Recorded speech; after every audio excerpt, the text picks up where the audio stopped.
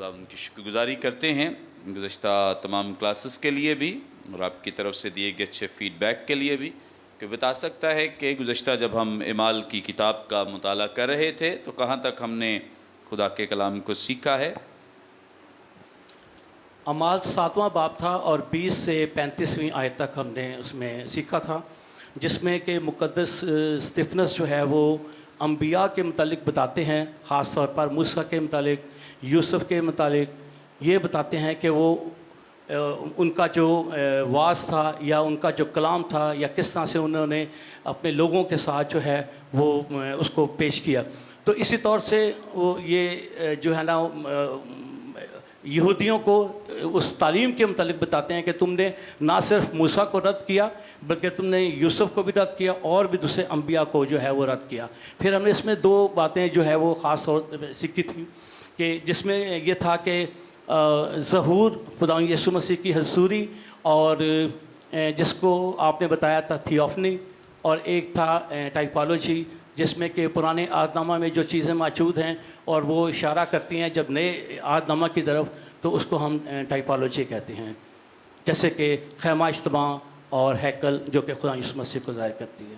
پریز God, very good. اور کوئی؟ ہاں، پرانے عہد نامے سے نئے کی طرف اشارہ کرتی نہیں، جیسے خیمہ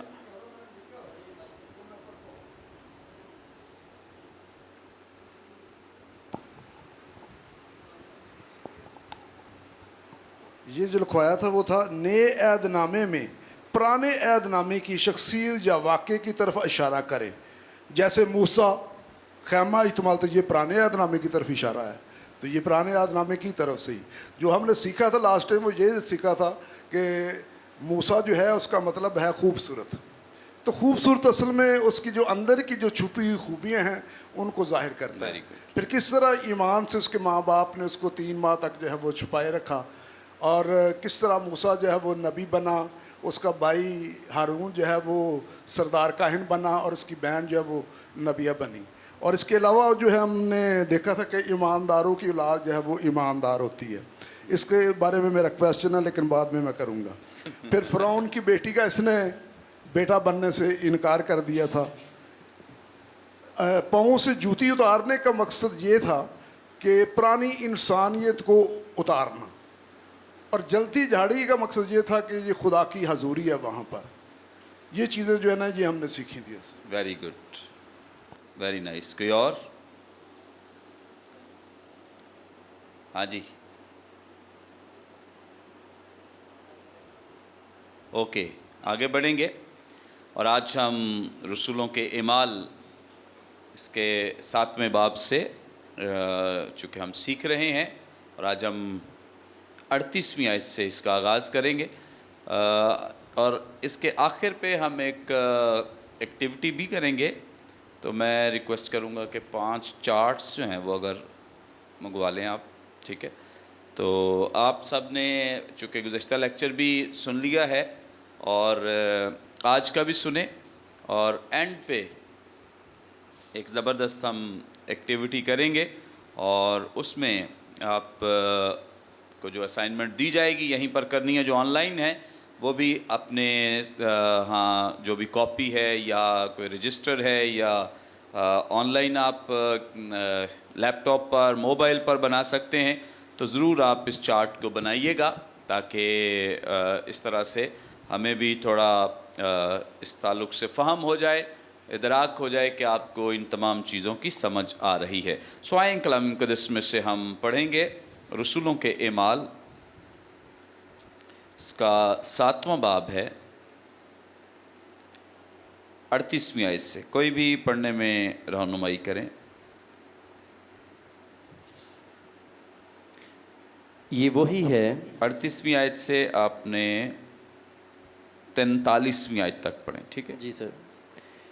یہ وہی ہے جو بیابان کی کلیسیا میں اس فرشتے کے ساتھ جو کوہ سینا پر اس سے ہم کلام ہوا اور ہمارے باپ دادا کے ساتھ تھا، اسی کو زندہ کلام ملا کے ہم تک پہنچا دے، मगर हमारे बाप दादा ने उसके फरमाबरदार होना ना चाहा, बल्कि उसको हटा दिया और उनके दिल मिस्र की तरफ माइल हुए। और उन्होंने हारून से कहा कि हमारे लिए ऐसे माबूद बना जो हमारे आगे आगे चलें, क्योंकि ये मूसा जो हमें मुल्क मिस्र से निकाल लाया, हम नहीं जानते कि वो क्या हुआ। और उन दिनों में उन्होंने एक बछड़ा बनाया और उस बुत को कुर्बानी चढ़ाई और अपने हाथों के कामों की खुशी मनाई। बस खुदा ने मुँह मोड़कर उन्हें छोड़ दिया कि आसमानी फ़ौज को पूजें। चुनाचे नबियों की किताब में लिखा है कि ए इसराइल के घराने, क्या तुमने बियाबान में 40 वर्ष मुझको ज़बीहे और कुर्बानियाँ गुजरानी, बल्कि तुम मौलिक के खेमे और अफ़ान देवता के तारे को लिए फिरते थे, यानी उन मूर्तों को जिन्हें तुमने सजदा करने के लिए बनाया था। बस मैं तुम्हें बाबल के परे ले जाकर बसाऊंगा, शहादत का आमीन। खेमा। 43 तक, 43वीं आयत तक। Okay, thank you. 38वीं आयत से हमने आज इसका आगाज़ किया है और मेरी कोशिश है कि आज हम इस चैप्टर को कंप्लीट करें, मुकम्मल करें, ताकि हम नेक्स्ट टाइम आगे बढ़ सकेंगे।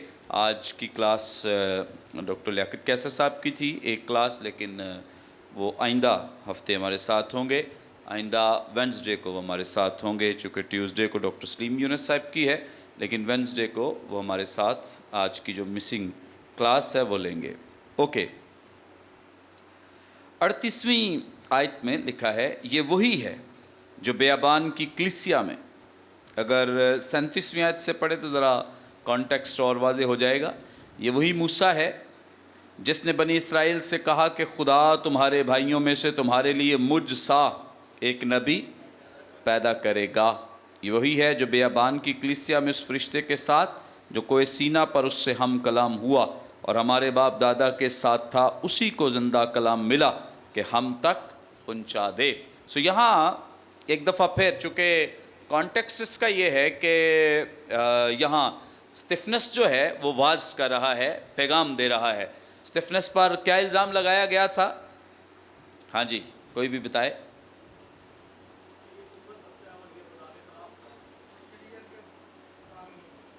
ये शरीयत और हैकल के ख़िलाफ़ बोलता है। अगर आप देखना चाहें ज़रा देख लें, छठे बाब की 13वीं आयत, जहाँ से इसका कॉन्टेक्स्ट शुरू होता है। सो जब आप कॉन्टेक्स्ट को समझेंगे तो आपको खुदा के कलाम की मुनादी करना बहुत आसान हो जाएगा। अगर आप वैसे वाज़ पढ़ेंगे तो शायद समझ ना आए कि ये वाज़ में क्या क्या बातें हो रही हैं।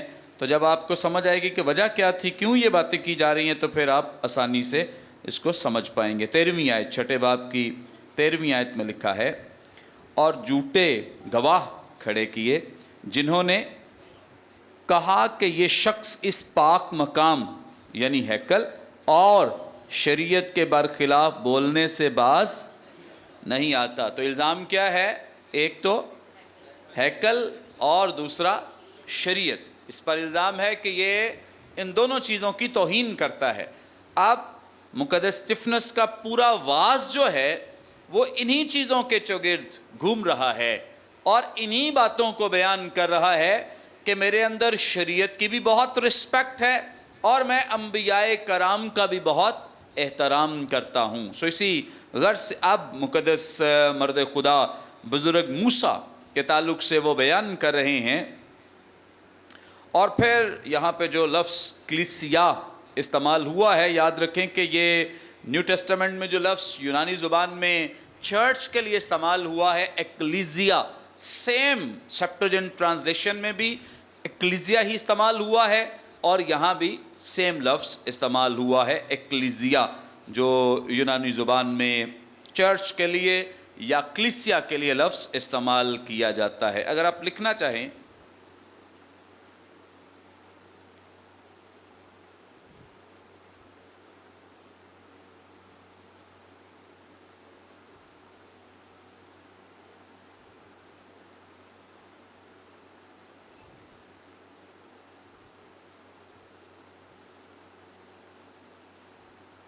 एक्लीसिया, ये यूनानी ज़ुबान का लफ्ज़ है, लेकिन मैंने इसको इसलिए लिखा है ताकि आप उसे अंडरस्टैंड कर सकें।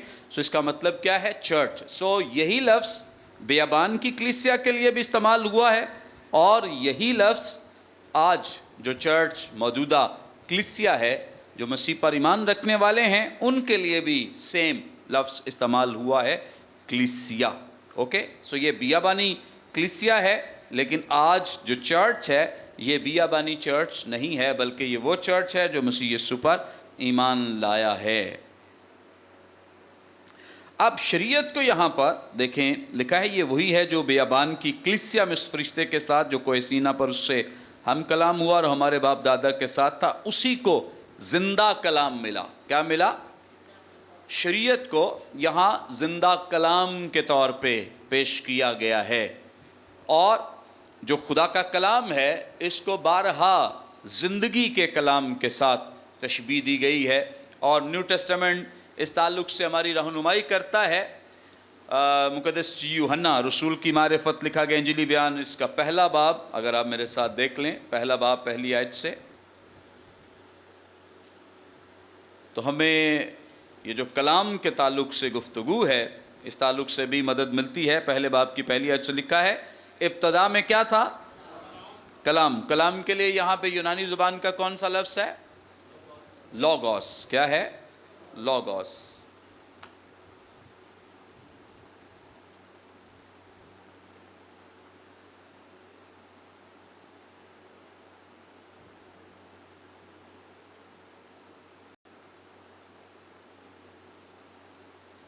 सो क्या लिखा है? इब्तदा में क्या था? कलाम था, लोगोस था, और लोगोस खुदा के, और लोगोस ही खुदा था। अब इसकी मज़ीद तफसीर आपको मिलेगी 14वीं आयत में, क्योंकि कलाम खुद अपनी तशरीह करता है। लिखा है और लोगोस मुजस्सम हुआ। क्या हुआ?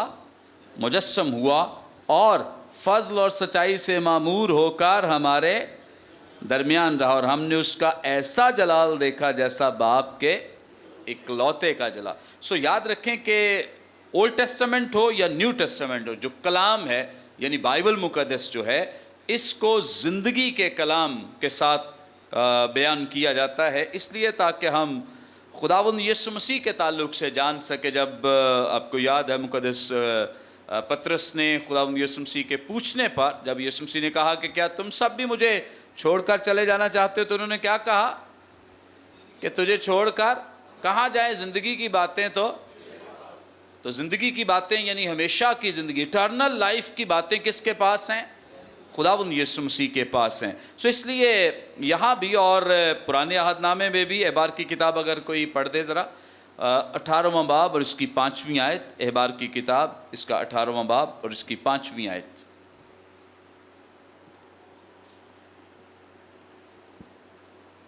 सो तुम मेरे आइन और अहकाम मानना, जिन पर अगर कोई अमल करे तो वो उन्हीं की बदौलत जीता रहेगा। मैं खुदावंद हूँ। आमीन। क्या रहेगा? जीता रहेगा। क्या रहेगा? जीता। तो शरीयत जो है ये हमेशा ज़िंदगी के साथ जोड़ी गई है। पुराने अहदनामे में यानी जो खुदा का कलाम है, इसे ज़िंदगी का कलाम कहा गया है। यहूदी जो हैं, इनके नज़दीक जो शरीयत है, जो पेंटाटूक है, क्या है? इसको हम पेंटाटूक कहते हैं। जैसे यूनानी ज़ुबान में पेंटा 5 के लिए इस्तेमाल किया जाता है। किसके लिए? 5 के लिए। तो पेंटाटूक का मतलब है 5 किताबें। क्या है? 5 किताबें। कौन कौन सी हैं? हाँ, लास्ट कौन सी है? हाँ, वेरी गुड।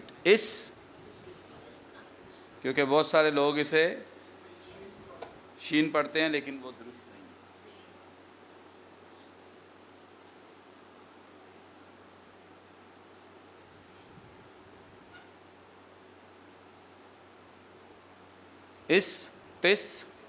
ना।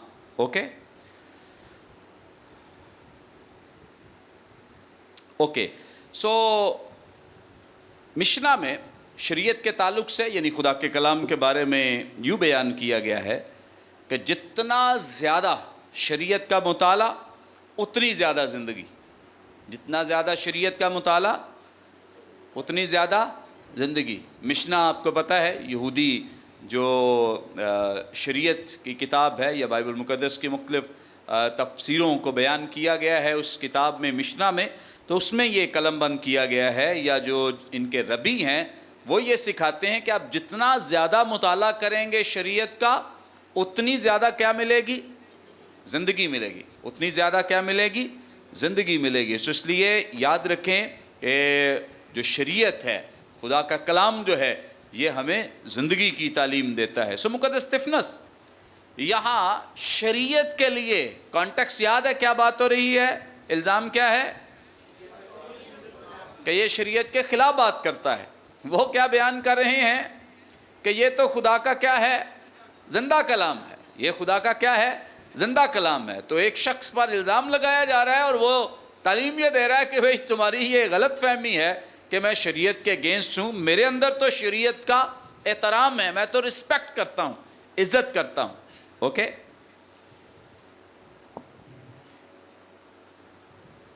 اب یہاں آگے جو 39ویں آیت ہے اگر آپ دیکھیں,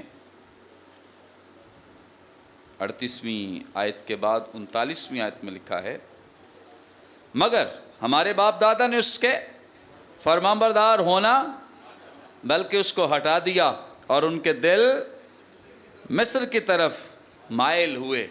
یہ وہ بات ہے, یہ ماننے کے لیے تیار نہیں ہے اور اس پہ الزام لگایا جا رہا ہے کہ تو غلط ہے, تو نے یہ کام غلط کیے ہیں. یہ جو گفتگو کرتا ہے کیونکہ اس کا جو ماننا یا بولنا ہے وہ یہ ہے کہ شریعت اپنی جگہ درست ہے, انبیاء کرام جو ہیں وہ اپنی جگہ درست ہیں, لیکن ہمارے آباء و اجداد نے غلط کیا ہے کہ نہ شریعت کو مانا ہے اور نہ ہی انبیاء کرام کو مانا ہے. اس لیے انہیں وہ چبھتا ہے, برا بھی لگتا ہے کہ یہ مذمت کرتا ہے ان تمام چیزوں کی جو غلط ہو رہی ہیں. اوکے, اب ان کا جو خاص یہاں ذکر کیا گیا ہے کہ تمہارے یا ہمارے باء و اجداد کے دل جو تھے وہ کہاں مائل ہو گئے تھے؟ مصر کی طرف. تو اب اگر ہمیں بہت سمجھ نہ آئے کہ مصر کے تعلق سے وہ کیوں بات کر رہا ہے کیسے, تو آگے ہی اگلی آیت ہماری رہنمائی کر دیتی ہے. اگر آپ دیکھیں میرے ساتھ 40ویں آیت میں لکھا ہے, اور انہوں نے ہارون سے کہا کہ ہمارے لیے ایسے معبود بنا جو ہمارے آگے آگے, کیونکہ یہ موسیٰ جو ہمیں ملک مصر سے نکال لایا, ہم نہیں جانتے کہ وہ کیا ہوا یا ہمیں کہاں لے جائے گا یا کس طرح سے وہ ہمارے ساتھ کرے گا. یا جب وہ مصر کی بات کرتا ہے تو ایکچولی مصر میں تو بہت کچھ تھا, مصر میں تو بہت کچھ تھا, لیکن اسپیسیفکلی جو اب بات کر رہا ہے اسطفنس وہ دراصل ان کی بت پرستی کی بات کر رہا ہے. کہ ان کی بت پرستی کی, کہ یہ لوگ بت پرستی کی طرف, اب ان پہ اتنا اثر تھا اس بت پرستی کا کہ اتنا عرصہ 400 سال تک وہ وہاں رہے ہیں, تو اس کا اتنا اثر ہوا تھا کہ اب وہ ہارون سے جا کر کہتے ہیں کہ تو ہمارے لیے کیا بنا دے, ایک بچڑا بنا دے, معبود بنا دے, تاکہ ہم اس کی پرستش کریں, ورشپ کریں. یعنی اس قدر گہری چھاپ تھی ان کے اوپر اس چیز کی, اور ان لوگوں نے غلامی سے نکل کر, بت پرستی سے نکل کر, اس برائی سے نکل کر بھی اس کو اپنے دل سے نہیں نکالا, اور اسی بات کو تو وہ بیان کر رہا ہے. پھر 41ویں آیت میں لکھا ہے, اور ان دنوں میں انہوں نے کیا کیا, ایک بچڑا بنایا اور اس بت کو قربانی چڑھائی اور اپنے ہاتھوں کے کاموں کی خوشی منائی, اپنے ہاتھوں کے کاموں کی. کلام مقدس میں ایک تو یہ امپرفیکٹ ٹینس ہے, خوشی منائی, مطلب یہ ہے کہ وہ خوشی مناتے رہے. بچڑا بنانے کے بعد صرف ایک دفعہ ہی انہوں نے اسے سجدہ نہیں کیا, یا ایک دفعہ ہی اس کے سامنے اس کو ورشپ نہیں کی اس کی, بلکہ ایسا کرتے رہے, لگاتار مسلسل ایسا کرتے رہے. کیونکہ جو یونانی ٹیکسٹ ہے وہ ہماری رہنمائی کرتا ہے کہ یہاں امپرفیکٹ ٹینس استعمال ہوا ہے, جس کا مطلب ہے کہ وہ مسلسل اس کام کو دہراتے رہے, کرتے رہے. پھر یہاں پہ ایک اور بڑی اہم بات جو بتوں کے تعلق سے بیان کی گئی ہے کہ اسے اپنے ہاتھوں کے کام کہا گیا ہے. ہاتھوں کے کام یعنی جو بت ہیں یہ انسان کے اپنے ہاتھ کے بنائے ہوئے ہیں, یہ خدا کی مخلوق نہیں ہے, نہ خدا نے انہیں تخلیق کیا ہے. اس کے لیے بہت سارے حوالہ جات بھی ہیں, وہ اب جب نوٹس آپ کو ملیں گے تو آپ انہیں پڑھ سکیں گے. یسایا نبی کا صحیفہ ہے, ایک حوالہ پڑھ دیں ذرا. یسایا نبی کا صحیفہ 40واں باب اور اس کی 19ویں 20ویں 2 آیات, کوئی بھی پڑھ دیں. ہیلو.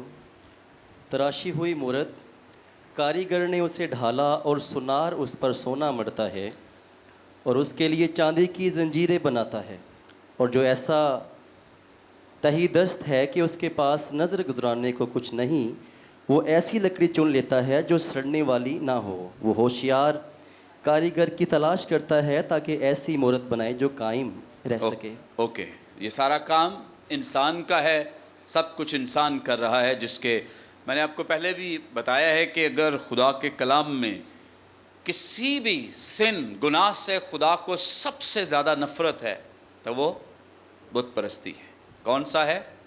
خدا بالکل بھی پسند نہیں کرتا کہ اس کے ہوتے ہوئے کسی اور معبود کی ورشپ کی جائے یا پرستش کی جائے. گناہ تو سبھی برے ہیں, خراب ہیں, یہ سب کی سزا ہے, لیکن جو خدا کو جس سے بہت کراہیت ہے, نفرت ہے, وہ بت پرستی ہے. اگر آپ اولڈ ٹیسٹامنٹ میں بنی اسرائیل کی ہسٹری دیکھ لیں, تاریخ دیکھ لیں, تو بنی اسرائیل اس لیے بارہا غلامی میں اسیری میں گئے کیونکہ وہ کیا کرتے تھے؟ بت پرستی میں ملوث ہو جاتے, اپنے خدا کو چھوڑتے, غیر معبودوں کی ورشپ کرنا شروع ہو جاتے. اب جو 10 قبائل ہیں جن کا پتہ ہی نہیں ہے, ان کو اتنی بھیانک سزا ملی. انہوں نے کیا تھا؟ انہوں نے جو ہیکل میں کام ہوتا تھا قربانی کا, مذہبوں پر جا کر لوگ دعا کرتے اور قربانیاں چڑھاتے تھے, انہوں نے یروشلم سے باہر مذبے بنا دیے اور لوگوں سے کہا کہ یروشلم جانے کی ضرورت نہیں ہے, ہم اپنے کاہن بناتے ہیں, اپنے مذبے بناتے ہیں, اپنی قربانیاں چڑھاتے ہیں. اور آج تک ان کے نام و نشان کا پتہ نہیں ہے کہ وہ لوگ کہاں اور کدھر گئے ہیں. اتنی بھیانک سزا خدا نے ان لوگوں کو دی جنہوں نے خدا کے ہوتے ہوئے کسی اور معبود کی ورشپ کی ہے. خدا کو بہت کراہیت اور نفرت ہے ایسے کاموں سے. اب 42ویں آیت اگر ہم دیکھیں, لکھا ہے پس خدا نے کیا کیا؟ منہ موڑ کر. یہ خدا کا ریئیکشن, رد عمل ہے بت پرستی پر, کہ خدا ان سے کیا کر لیتا ہے؟ منہ موڑ لیتا ہے. اور اس کے بعد لکھا ہے انہیں چھوڑ دیا کہ آسمانی فوج کو پوجیں.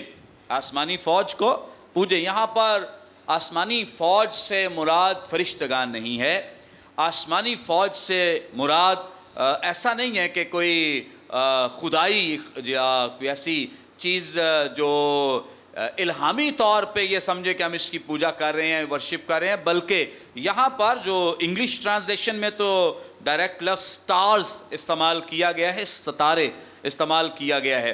آسمانی فوج سے مراد یہ ہے کہ یہ لوگ اب چاند, سورج اور ستاروں کی ورشپ کرنا شروع ہو گئے. خدا نے ان کو ان کے حال پر چھوڑ دیا. یہ بھی خدا کی عدالت کا ایک طریقہ ہے کہ جب خدا کسی سے نالاں ہوتا ہے, ناراض ہوتا ہے, تو اسے اس کی حالت پر چھوڑ دیتا ہے, اسے اس عدالت کے حوالے کر دیتا ہے. کہ اب جیسے کلام مقدس میں اگر آپ دیکھیں, رومیوں کی کلیسیا کے نام لکھا گیا خط, اس کا پہلا باب 24ویں آیت سے کوئی بھی پڑھنے میں رہنمائی کریں. مقدس پالوس رسول کا رومیوں کی کلیسیا کے نام لکھا گیا خط ہے, اس کا پہلا باب ہے اور 24ویں آیت. ہاں جی. اس واسطے خدا نے ان کے دلوں کی خواہشوں کے مطابق انہیں ناپاکی میں چھوڑ دیا کہ ان کے بدن آپس میں بے حرمت کیے جائیں. ہاں آگے. اس لیے کہ انہوں نے خدا کی سچائی کو بدل کر جھوٹ بنا ڈالا اور مخلوقات کی زیادہ پرستش اور عبادت کی بنسبت اس خالق کے جو اب تک محمود ہے. آمین. آمین. اب یہاں وہی سیم جو ابھی ہم اعمال کی کتاب میں پڑھ رہے ہیں کہ خدا نے انہیں کیا کیا, آسمانی فوج کی ورشپ کرنے کے لیے چھوڑ دیا, یعنی ان کو ان کے حالات پر چھوڑ دیا کہ جو مرضی کرو. ٹھیک ہے, اب یہاں بھی اسی بات کو یعنی عدالت کو ظاہر کیا گیا ہے, کیونکہ انہوں نے جو ان کو کرنا چاہیے تھا اس کو نہیں کیا, رد کیا ہے, اس لیے خدا نے ان کو عدالت کے حوالے کر دیا ہے. جہاں خدا دنیا کی عدالت کرتا ہے سو وہاں پر مختلف طریقے ہیں خدا کے سزا دینے کے, مختلف طریقے ہیں خدا کے ان کو سکھانے کے, تربیت کرنے کے بھی. تو یہ بھی ایک اس کا طریقہ ہے کہ خدا ان کو چھوڑ کر تو آسمانی فوج کے حوالے کر دے گا, جاؤ چاند کو پوجو, سورج, کیونکہ یہی سیکھا تھا انہوں نے مصر میں اور یہی چیز انہیں نہیں بھولتی تھی, اس لیے خدا نے انہیں ترک کر دیا, چھوڑ دیا. اب اس کے ساتھ جو مقدس اسطفنس ہیں وہ اگلا جو حوالہ دے رہے ہیں, چنانچہ نبیوں کی کتاب میں لکھا ہے. آپ بات شریعت کی بھی کر رہے ہیں اور انبیاء کرام کی بھی کر رہے ہیں. کس کی؟ شریعت کی بھی اور انبیاء کرام کی بھی, کہ شریعت میں یہ لکھا ہے, اور یہ جو بت پرستی کی ہے یہ پہلے حکم کی, حکم عدولی کی ہے. اب پھر کہا ہے کہ نبیوں کے صحیفوں میں یہ لکھا ہے, کتاب میں یہ لکھا ہے, اور یہ جو حوالہ ہے آموس کی کتاب میں ہے. اگر آپ لکھنا چاہیں تو آپ لکھ لیں بس, لیکن گھر جا کے آپ پڑھ سکتے ہیں. آموس کی کتاب, اس کا 5واں باب اور اس کی 25ویں آیت سے 27ویں آیت تک.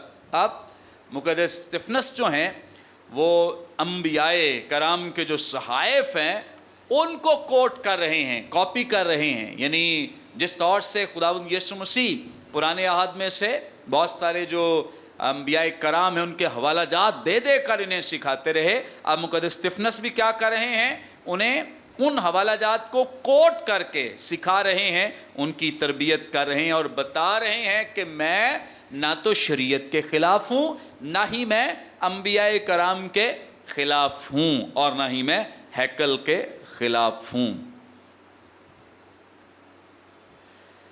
یہودی روایت کے مطابق جب خدا کسی انسان کے یا کسی گھرانے کے یا کسی قوم کے خلاف ہوتا ہے تو اس کے لیے جو عام طور پہ زبان استعمال کی جاتی ہے کہ خدا ان کو ترک کر دیتا ہے, چھوڑ دیتا ہے. جیسے یہاں پر خدا نے ان کو کیا کیا ہے, چھوڑ دیا. اس کا مطلب ہے کہ خدا ان سے کیا ہو گیا ہے, ناراض ہو گیا ہے, غصہ کیا ہے خدا نے کہ انہوں نے مجھ خدا کو چھوڑ کر تو غیر معبودوں کی پوجا اور پرستش کرنا شروع کر دی ہے. پھر اس کے بعد جو 43ویں آیت, بلکہ تم کیا ہوئے, مولک کے خیمے اور رفان دیوتا کے تارے کو لیے پھرتے تھے. یہاں سے بھی آپ انڈرسٹینڈ کر سکتے ہیں, یہ جو پیچھے آسمانی فوج کا ذکر کیا گیا ہے تو یہاں خاص فاران دیوتا کے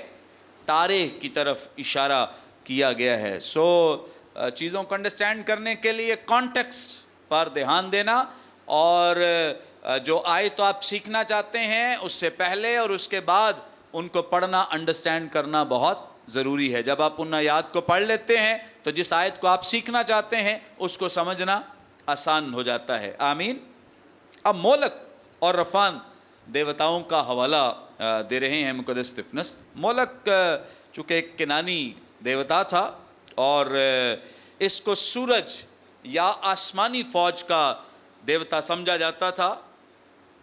رفان کے بارے میں معلومات نہیں ہے ہمارے پاس, سو ممکن ہے زیادہ معلومات نہیں ہے, لیکن خیال کیا جاتا ہے, کچھ اسکالرز یہ سمجھتے ہیں کہ یہ مصر کے جو سورج کے دیوتا ہیں ان کی طرف شاید اشارہ کیا گیا ہے.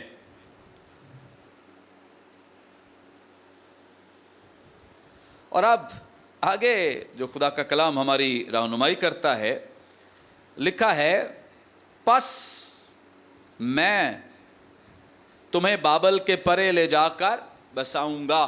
بت پرستی کے بعد کیا ہوا تھا, بابل کی اسیری.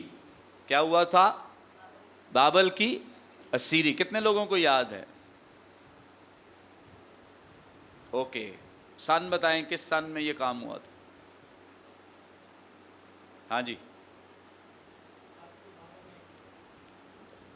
ओके, एक ख्याल आ गया 712।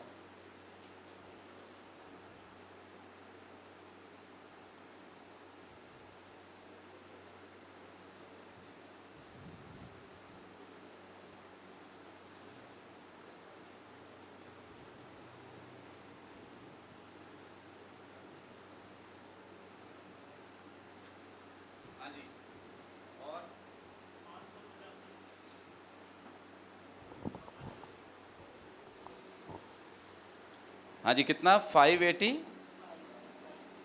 ओके, और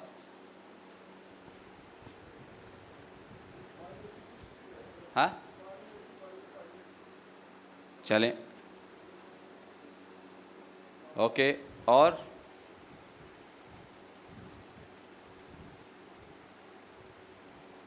बाबल की ये सीरी कब हुई थी? आपने सीखा हुआ है? सन भूल गए। ओके, अच्छा, ये जो 712 का है ये भी दुरुस्त डेट है, ये भी दुरुस्त है। अब यहाँ जो काम हुआ है, आपको पता है कि जो बनी इसराइल है इसकी सल्तनत को पहले कौन बादशाह था? सबसे पहला बादशाह, वेरी गुड। कितने साल हुकूमत की इसने? 40 साल। उसके बाद दाऊद कितने साल हुकूमत की? 40 साल। उसके बाद सुलेमान कितने साल हुकूमत की? 40 साल। इसके बाद रुबाम,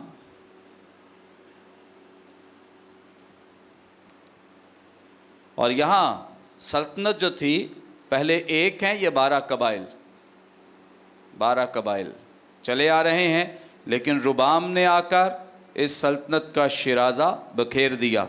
आप 10 कबाइल एक साइड पे हो गए और 2 एक साइड पे हो गए। कितने कबाइल हैं टोटल? 12। अब ये जो 712 वाली बात है, यहाँ जो 10 कबाइल थे जिनकी अभी मैं बात कर रहा था कि इन्होंने अपने मजबे बना लिए थे, क्योंकि इनका जो दरुल हुकूमत है वो सामरिया था। कौन सा था? और इनका 2 कबाइल का कौन सा था? यरूशलेम। समझ आ रही है? तो ये जो 2 कबाइल हैं, 2 कबाइल कौन कौन से थे? यहूदा और बिन्यामीन। सो ये जो 2 कबाइल हैं इनका दारुल खुलाफा कौन सा है? और 10 कबाइल का कौन सा है? सामरिया। अब सामरिया वालों ने अपने मजबे बनाए और इन्होंने कहा कि हम यरूशलेम में जाकर कुर्बानियाँ नहीं चढ़ाएंगे। इस वजह से खुदा ने 712 ईस्वी में यहाँ असूरी कौम को इन पर चढ़ा दिया और इन सब लोगों को, यानी 10 के 10 कबाइल को, मुख्तलिफ कुछ लोगों को उन्होंने कत्ल कर दिया, बाकियों को उन्होंने दुनिया में बखेर दिया। पता नहीं है वो कहाँ हैं, किस मुल्क में रहते हैं, कहाँ हैं। ओके, अब बाकी कितने कबाइल बच गए थे? 2 कबाइल बच गए। अब जो 2 कबाइल बचे हैं ये भी को बहुत ज़्यादा अच्छे और नेक ना साबित हुए। कुछ देर इन्होंने निकाली, यानी इसके बाद तकरीबन कोई 100 या 150 साल ये खुदा के साथ कभी चलते कभी बेवफाई करते, कभी चलते कभी बेवफाई करते। अब ऐसा हुआ कि अब मज़ीद इनकी बेवफाई जो है वो बढ़ती गई और 605 है शायद, 605 में सबसे पहला अटैक किया गया जो बाबली लोगों की तरफ से। बाबल ने पहला अटैक इन पर कब किया था? 605 में। और उसके बाद ये जो सन जिसने भी बताया है 586, ये दुरुस्त है, 3 इन पर अटैक हुए थे। ओके, फिर 586 के बाद एक और अटैक इन पर हुआ जब इनकी हैकल, यरूशलेम शहर जो है वो तबाह कर दिया गया, बर्बाद कर दिया गया। ये बाबली असीरी है। ये क्या है? बाबली असीरी है। बाबल ने इस तरह से इन पर अटैक किया, हमला किया, यरूशलेम को तबाह कर दिया, हैकल को तबाह कर दिया, लोगों को मिस्मार किया, बहुत सारे लोगों को कत्ल कर दिया और बहुत सारे लोगों को वो कैद करके अपने साथ ले गए। किसी एक शख्स का नाम बताएं जो कैद हुआ था बाबल की असीरी में। दानियल, सदरक, मिसक, यर्मिया भी यर्मिया भी, यर्मिया हिजकियल भी हुआ था मेरे। चूँकि हिजकियल भी, ये तमाम वो अम्बिया कराम हैं जो हबकूक भी, जो इस दौर में नबूवत किया करते थे, कलाम सुनाया करते थे। ओके, समझ आ रही है? फिर यहाँ पर जब ये असीरी हुई है तो कितने साल थे? 70 साल। 70 साल तक। कितने साल तक? 70 साल तक ये बाबल की असीरी में रहे हैं। और उसके बाद 70 साल की असीरी के बाद फिर खुदा ने इनको मौका दिया, अपॉर्चुनिटी दी, इन्होंने खुदा की आवाज़ को सुना और उसके बाद फिर ये वापस आना शुरू हो गए। सर जी एक सवाल है इधर कि ये आपने कहा कि बाबल पर 3 अटैक हुए, तो ये तीनों अटैक क्या यानी शाह बाबल ने किए थे या इसके अलावा भी कोई था? उनकी कोई तरतीब ऐसी बता दें अगर है कोई। नहीं नहीं, ये बाबल के ही बादशाह ने 3 दफ़ा अटैक किया था और मुख्तलिफ़ तरीक़ों से किया था, इसलिए क्योंकि उन्हें इनसे खौफ था, ख़तरा था कि अगर एक ही दफ़ा करेंगे तो शायद हम इसका मुकाबला ना कर सकें। वो अटैक्स में कुछ लोगों को ले जाते थे, फिर जैसे जैसे उन्होंने देखा कि अब ये कमज़ोर होते जा रहे हैं तो उसके बाद उन्होंने दूसरा अटैक किया, फिर लोगों को सीर करके ले गए। एंड पे आकर आखिरी वार में उन्होंने हैकल को तबाह किया था, क्योंकि अगर सारे लोग एक जगह इकट्ठे होते तो शायद उस वक्त वो हैकल तबाह ना हो पाती उनसे, या यरूशलेम जो है वो तबाह ना हो पाता। ओके, सही में यानी असीरी जो है वो आखिरी अटैक में तीसरे में ही हुई है। नहीं, जो सदरक मीसक अब्दुन्नजू दानियल जैसे लोग हैं इनको पहले अटैक में वो ले गए थे, यानी पहला जो अटैक हुआ है उसमें इनके मेन लोगों को वो असीर करके ले गए थे। आखिर पे तो उन्होंने सिर्फ यरूशलेम शहर तबाह किया है और हैकल तबाह की। यानी पहले अटैक में सदरक मीसक अब्दुन्नजू और दानियल, हाँ, 3 ये 4 लोग थे। हाँ, 4 लोग नहीं, और भी थे, ये नाम चूँकि बाइबल ये मुकद्दस में अच्छा ये मेन थे, बाकी ये नहीं बाकी भी लोग थे, ऐसे। हाँ। लेकिन सेकंड जो हुआ है, सेकंड में हिजकियल नबी को ले गए थे। अच्छा सेकंड में हिजकियल, सिर्फ हिजकियल था, बाकी लोग थे, बाकी खास भी थे। शख्सियत हिजकियल की थी। हिजकियल। और तीसरे में यर्मिया तीसरे था। में आकर नहीं, यर्मिया जो है उसको तो चूँकि नबूवत ही उसकी खिदमत है, इसलिए जाना जाता है कि वो इस दौर में खिदमत करे। अब उसका ये पता नहीं है कि वो पहले वार में चला गया, दूसरे में गया या तीसरे में गया, ये कंफर्म नहीं, लेकिन उसकी खिदमत जो थी वो दरअसल बाबल की असीरी में थी। यही मेरा क्वेश्चन है कि जो तीसरे में जो है ना ये खास ये नहीं शख्सियत पता। कौन सी? ये नहीं। ओके, अच्छा, इसके बाद जब ये बाबल की ये सीरी 70 साल तक हुई है और 70 साल के बाद खुदा ने फिर इन्हें इन पर रहम खाया और एक नई हुकूमत आ गई, यानी बाबलियों की हुकूमत जो है वो वैसे ही खुदा ने ख़त्म कर दी। अब खुदा का अपना तरीका है काम करने का, खुदा का अपना तरीका है लोगों को रिस्टोर करने का, बहाल करने का। इसके बाद 70 साल इनकी असीरी में रहने के बाद खुदा ने यहाँ पर बाबलियों की जगह अब फ़ारसी हुकूमत कायम कर दी। कौन सी? फ़ारसी हुकूमत कायम कर दी। अब फ़ारसियों ने जो नहमिया की किताब पढ़ी आप सब ने, इज़रा की किताब, नहमिया की किताब, आस्तर की किताब, इन किताबों में इस हुकूमत का तज़किरा हमें मिलता है। इन्होंने आकर यहूदियों पर रहम खाया, तरस खाया और उनसे कहा कि जाओ तुम अपनी फसीलों को, अपने शहर को जाकर फिर से तामीर करो, जो तबाह हो गया है, बाबल ने तबाह किया है, बर्बाद किया। और इस दौर में जो लोग वापस आए, इनमें नहमिया, ज़रुब्बाबल,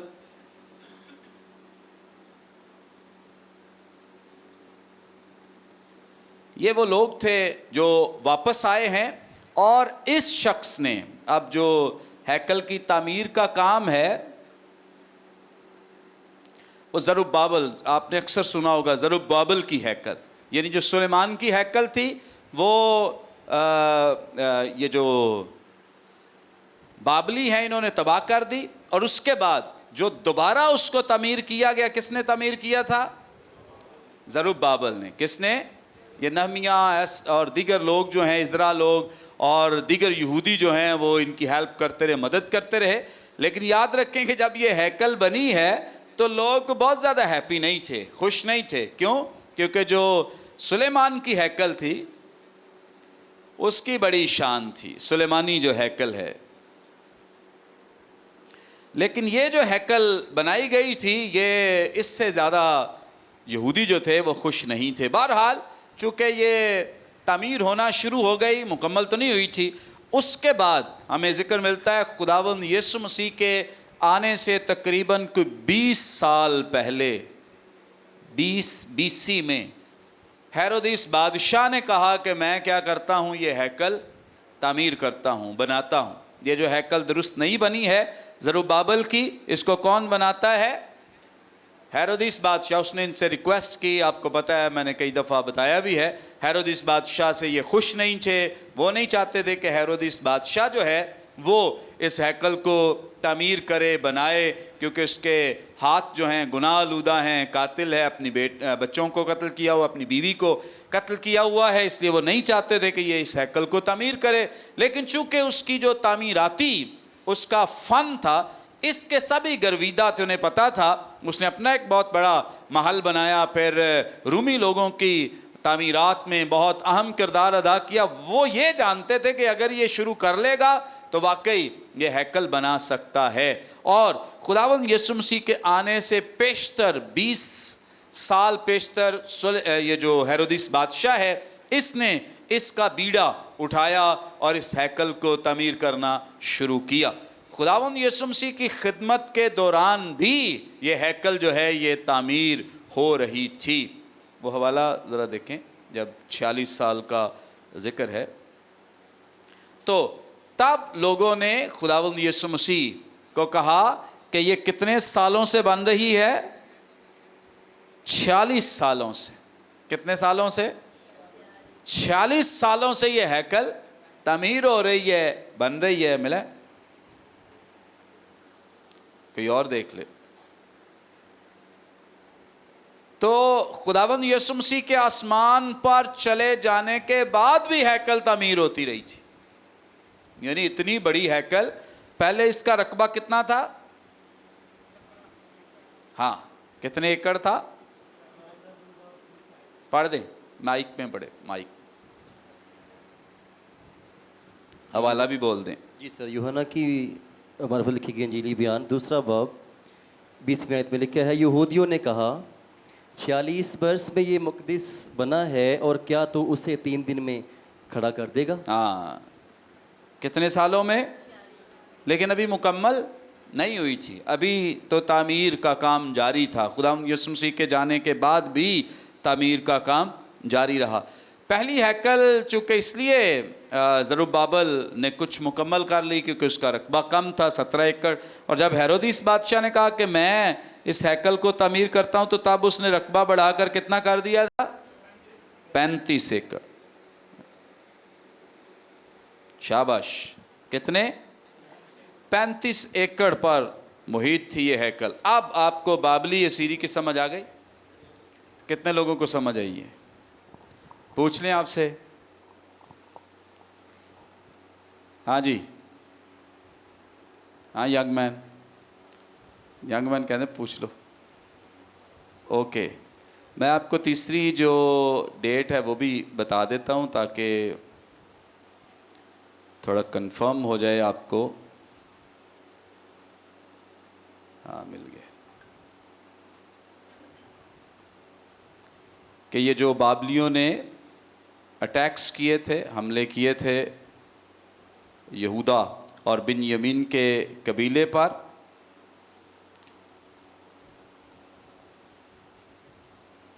اوکے ہاں, پہلا ہے 605, میں نے 605 ہی لکھا تھا, 605 ہی, اوکے.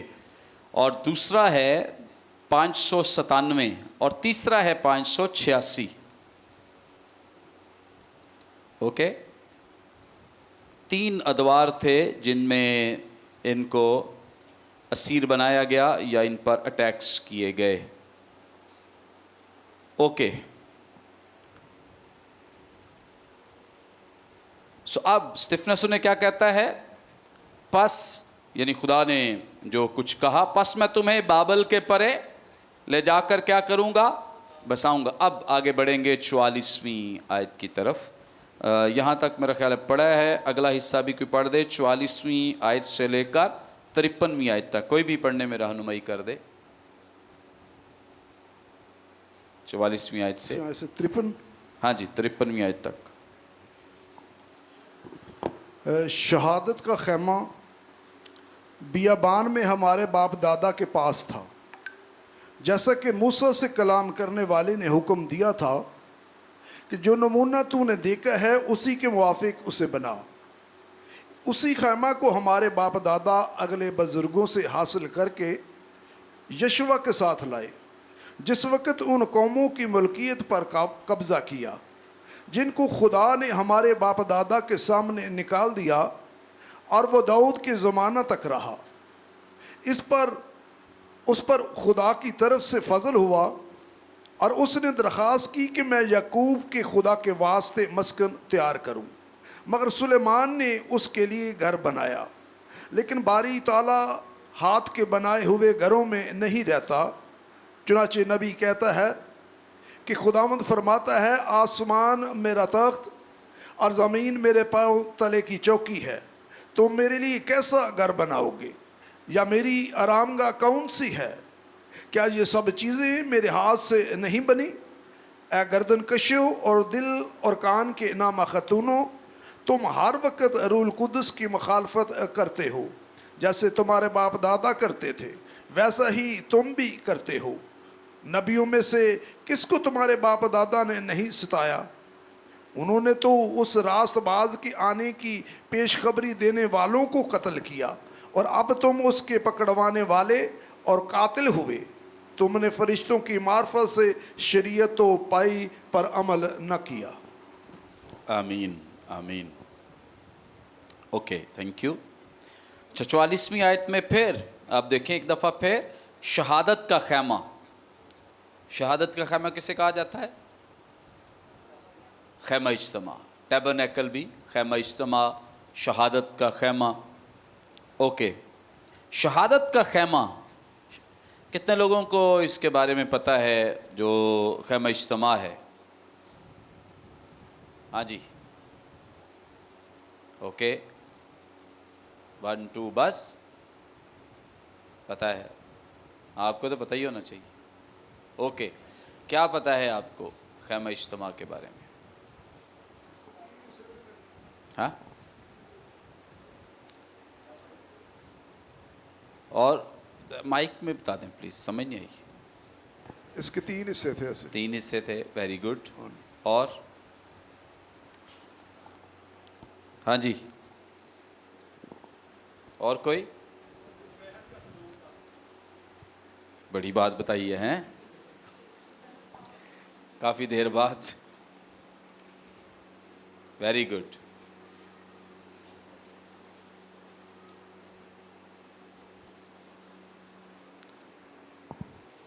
खैमा इज्तिमा के लिए खुदा ने खुद इनसे कहा। खरूज की किताब इसका 8वां बाब इसकी 25वीं आयत को देखें, कोई भी निकाले पढ़ दे।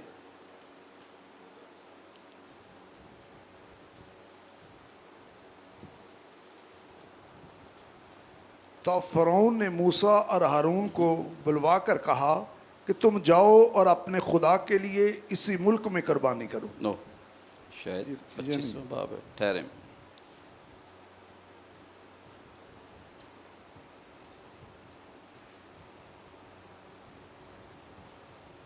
हाँ, 25वां बाब 8वीं आयत है, पढ़ दें।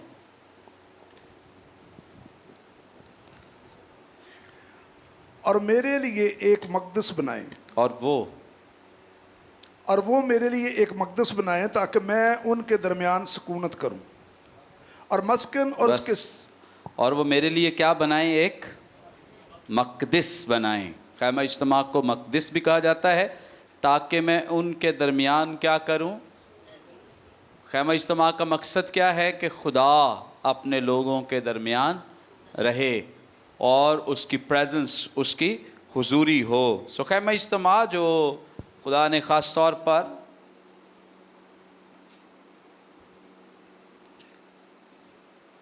बनाने के लिए कहा था, उसका जो नमूना है, चूँकि बहुत लंबा एक पैटर्न है जो उन्हें बताया गया था, दिया गया था, लेकिन तो भी यहाँ पे हम थोड़ा सा इसका स्केच बनाते हैं अगर आपको इसकी समझ आ जाए।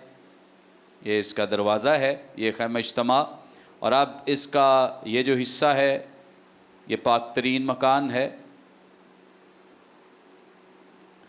और ये पाक मकान है, और यहाँ पर एक हौज़ है, और यहाँ पर एक कुर्बानगाह है। ठीक है, ये दरवाज़ा है और यहाँ पर क्या है, हौज़ है पाकीज़गी के लिए, और यहाँ पर एक कुर्बानगाह है। लेकिन ये कौन सी कुर्बानगाह है? हाँ जी, क्या? पीतल की कुर्बानगाह। कौन सी? पीतल की कुर्बानगाह। यहाँ चूँकि एक और भी कुर्बानगाह है पाक मकान में, उसे क्या कहा जाता था? सुनहरी कुर्बानगाह। कौन सी है? सुनहरी कुर्बानगाह। और पाक तरीन मकान जहाँ क्या था? अहद का संदूक, यानी खुदा की हुजूरी और उसकी प्रेजेंस है। ओके, सो ये खैमा जिसके ताल्लुक़ से अभी मुक़द्दस स्टीफनस बात करेंगे, लोगों को समझाएंगे, और उनकी तवज्जो जो है वो हैकल की तरफ ले जाएंगे। लेकिन स्टार्ट किया है उन्होंने, जो आगे हैकल बनी है वो बिल्कुल इसी नक्शे के मुताबिक बनी है जो खुदा ने खैमा इज्तिमा के लिए बनवाया था। ओके सर, एक सवाल है इधर। जी जी। अच्छा, ये जो मूसा तो यशवा थे, ये भी तो इसी में ठहरते थे, ये किस जगह ठहरते थे यहाँ पे खैमा इज्तिमा में?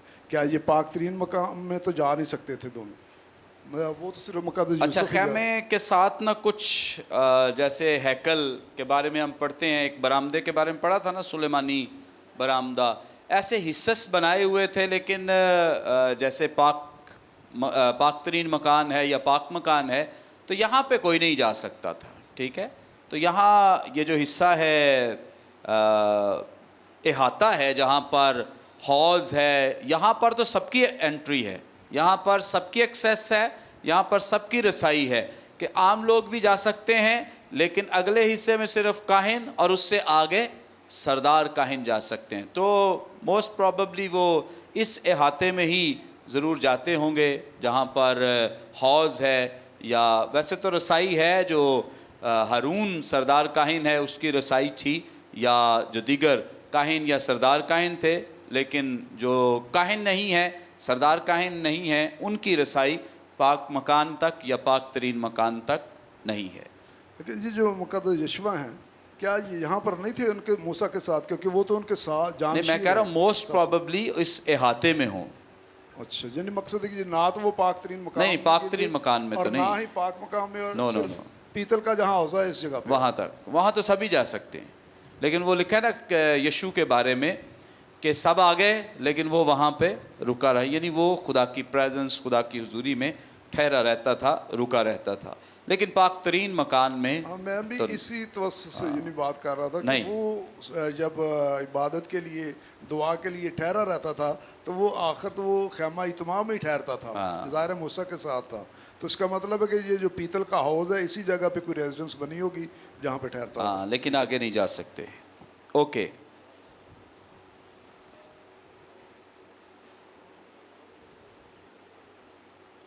हाँ जी, चाय है या क्या है? यार तो ही शौका साहब ने नपजा दे कितने टैंक पे आ पिया। ओके,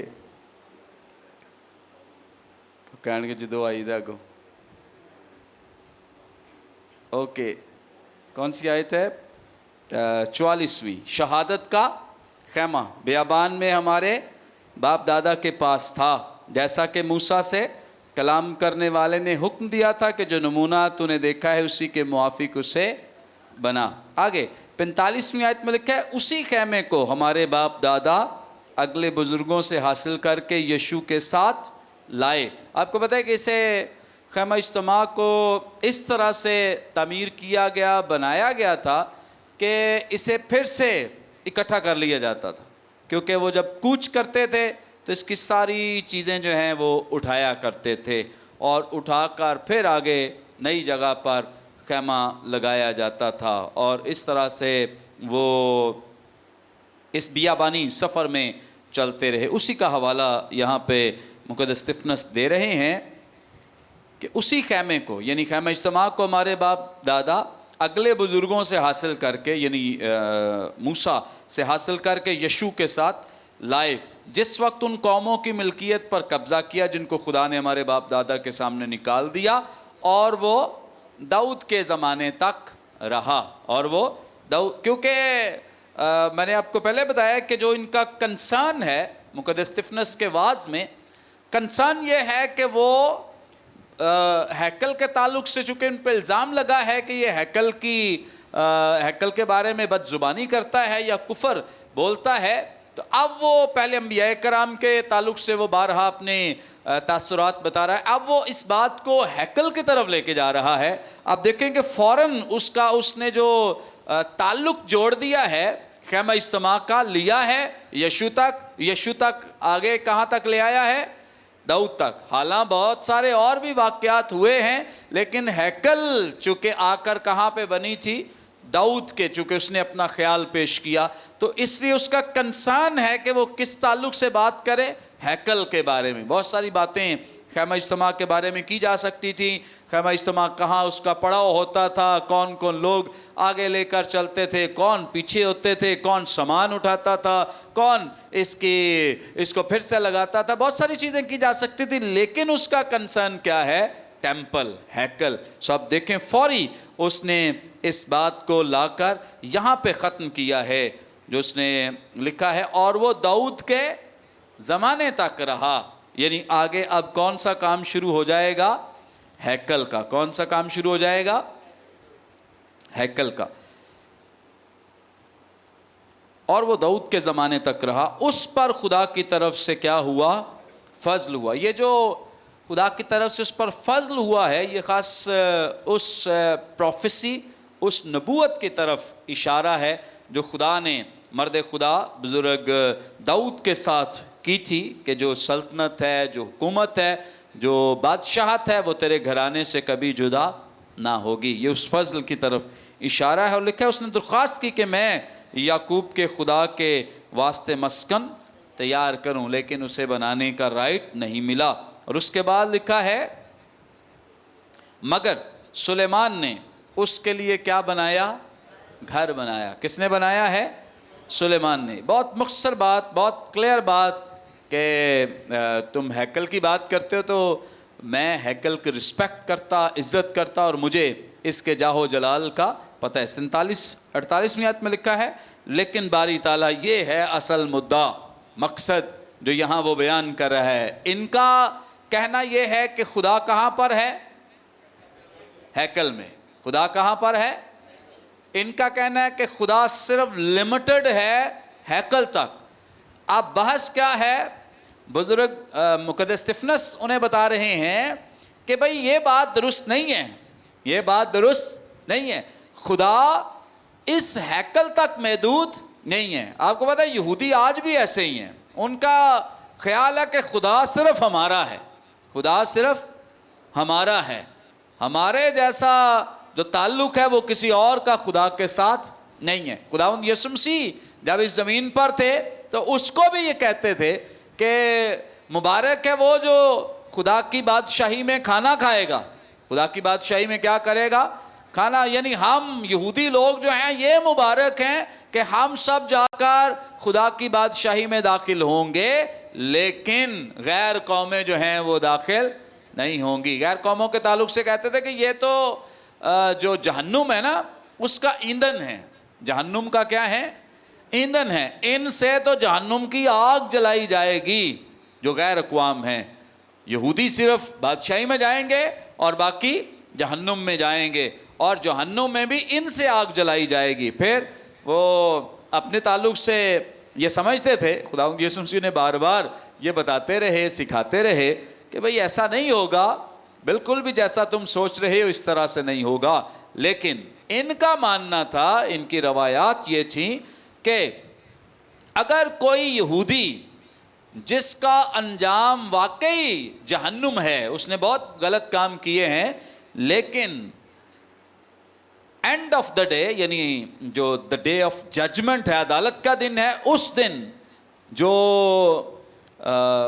باپ ابراہم ہے ہمارے لیے جہنم کے دروازے پر کھڑا ہوگا، اور کوئی یہودی جس کا انجام جہنم ہے داخل ہونے لگے گا تو باپ ابراہم کے پاس کچھ پاسز ہوں گے، اور وہ پاسز جو ہیں وہ کن کو دے گا؟ یہودیوں کو دے گا۔ کن کو دے گا؟ یہودیوں کو دے گا، تاکہ وہ جہنم میں نہ جائے بلکہ ہمیشہ کی زندگی میں خدا کی بادشاہی میں داخل ہو جائیں۔ سو اس طرح سے یہ خدا کی بادشاہی کے تعلق سے سوچتے، خیال کرتے تھے، اور خدا کو بہت لمیٹڈ گردانتے تھے۔ اب پہلے بھی ہم نے جب اس کا پہلا لیکچر لیا تھا اس کے واعظ کا، تب بھی ہم نے یہ سیکھا تھا کہ وہ انہیں بار بار بتاتا ہے کہ خدا لمیٹڈ نہیں ہے، خدا محدود نہیں ہے۔ ایسا نہیں ہے کہ خدا صرف یہیں پر ہے کہ ہیکل میں ہی ہے، باہر خدا نہیں ہے۔ اس نے جلتی جھاڑی کا ذکر کیا کہ خدا تو جلتی جھاڑی میں بھی کلام کرتا رہا ہے، خدا تو بیابانوں میں بھی کلام کرتا رہا ہے، خدا تو خیمہ اجتماع میں بھی بات کرتا رہا ہے، اور اب جب وہ ہیکل کی بات کرتا ہے تو بہت کلیئر بتاتا ہے کہ باری تعالیٰ ہاتھ کے بنائے ہوئے گھروں میں، یعنی وہ لمیٹڈ نہیں ہے، محدود نہیں ہے، جیسا تم سوچتے ہو وہ ایسا نہیں ہے۔ چنانچہ نبی کہتا ہے، یعنی یسایا نبی کا حوالہ دے رہے ہیں، خداوند فرماتا ہے آسمان میرا تخت اور زمین میرے پاؤں تلے کی، تم میرے لیے کیسا گھر بناؤ گے، یا میری آرام گاہ کون سی ہے۔ اس کو پرسنلائز کرنا ہے، اس کو انڈیویجولی شخصی طور پر لینا ہے اس کی پریزنس کو۔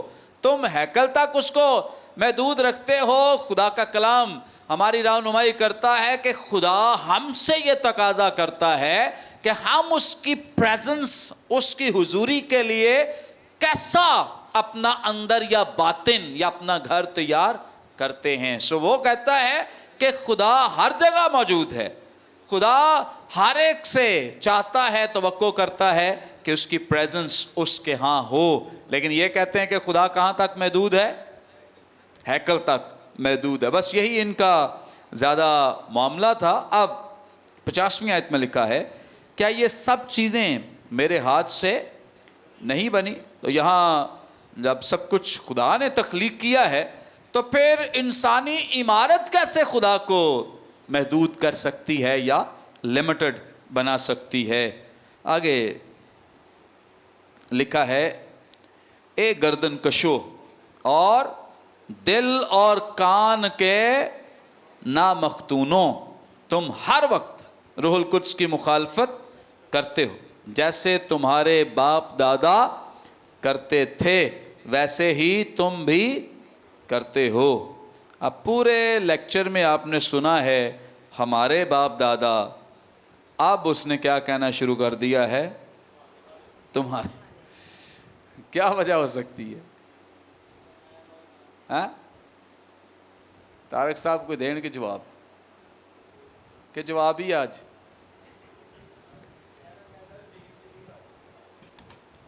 ہاں جی اب زیادہ غصے میں آ گئے نا، اب تمہارے ہی کر لیا سنا۔ ہاں یہ بھی ہو سکتا ہے۔ اور کوئی وجہ؟ ہاں جی سر انہوں نے کہا کہ ہمارا باپ ابراہم ہے، تو یسوع کہتے ہیں کہ اگر تم ابراہم کے ہوتے تم ابراہم جیسے کام بھی کرتے۔ ہاں تمہارا باپ جو ہے وہ ابراہم نہیں ہے، ہاں ابلیس ہے۔ درست۔ اور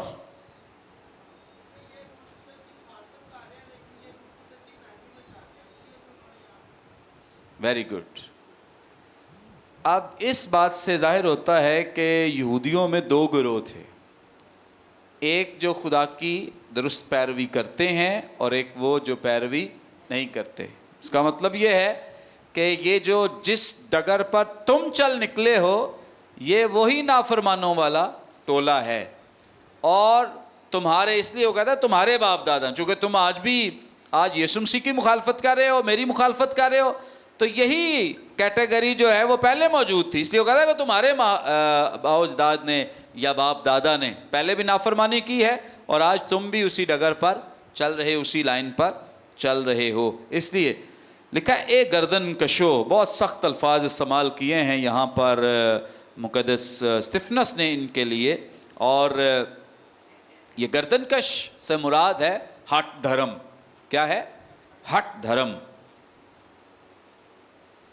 यानी ऐसे लोग जो बात सुनने और मानने को तैयार ना हो, जो सुनने और मानने के लिए तैयार ना हो। हट धर्म के जो अब हमने कह दिया है सो हमने कह दिया है, अही नहीं होने गल मननी, जो मर्जी हो जो खुदा भी उतो आया तो असी नहीं मननी।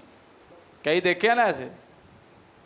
हाँ जी, मैंने कहा पिलातुस बन गया, जो लिख दिया सो लिख दिया। ओके, सो यहाँ पर गर्दनकश से मुराद ऐसे लोग जो मानने, सुनने और मानने के लिए तैयार नहीं। फिर उन्हें कहा गया है दिल और कान के नामख्तून। ये यहूदी पता किनको कहते थे? गैर कौमों को। किनको कहते थे? गैर कौमों को, सामरियों को भी कहते थे। तो इसका मतलब ये है कि उन्हें लगा कि इसने हमें क्या कर दी है? गाली दे दी है। इसने क्या कर दिया? हमें गाली दे दी है, क्योंकि सामरी किसी को कहना गाली के मुतरादिफ था। इसीलिए वो यीशु मसीह को कहते थे कि ये क्या है? सामरी है। ये क्या है? सामरी है। सो इसलिए यहां पर जब उसने ये बात की कि तुम दिल और कान के नामख्तून हो, तो इसका मतलब है कि तुम गैर कौमों जैसे हो। तुम्हारा यहूदियत में कोई हिस्सा बखरा नहीं है, तुम गैर अक़वाम जैसे हो। जैसे वो करते हैं वैसे ही तुम करते हो। हालांकि वो अपने आप को अहद के लोग समझते हैं, तो भी स्टिल वो अपने आप के ताल्लुक से यही सोचते हैं कि हम तो खुदा की चुनीदा कौम हैं, हम तो उसके बरगुज़ीदा हैं। लेकिन वो कहता है कि अगर नाफरमानी करते हो तो ये राइट तुम्हारे पास नहीं है। तुम दिल और कान और दिल के क्या हो? नामख्तून हो। अच्छा, अगरचे ये लफ्ज़ हमें नया अहदनामे में नज़र आता है, लेकिन इसकी जड़ें जो हैं ओल्ड टेस्टामेंट में भी मौजूद हैं। बार की किताब 26वां बाब, यर्मिया, हिस्कियल, ये हवाला जात लिखे हुए हैं, ये आपको नोट्स में मिल जाएंगे। ओके, इस आयत में अब जो तीसरी बात की गई है, गर्दन कशो, और फिर क्या लिखा है? दिल और कान के नामख्तून। और नंबर 3, तुम हर वक्त रूहुल कुद्स की क्या करते हो? मुखालफत, यानी मुसलसल मुखालफत करते रहे हो और आज भी कर रहे हो। स्टिफनस इन पर बतौर कौम भी इल्ज़ाम लगाता है कि तुम, यानी जो गिरोह है नाफरमानी वाला, ये सब शुरू से मुखालफत करते हैं और आज भी तुम क्या कर रहे हो? मुखालफत ही कर रहे हो। जो वतीरा तुम्हारा पहले था उसी को तुमने अभी तक अपनाया हुआ है। फिर 52वीं आयत में लिखा है, नबियों में से किसको तुम्हारे बाप दादा ने नहीं सताया? उन्होंने तो उस रास्तबाज के आने की पेशखबरी देने वालों को कत्ल किया और अब तुम उसके पकड़वाने वाले और कातिल हुए।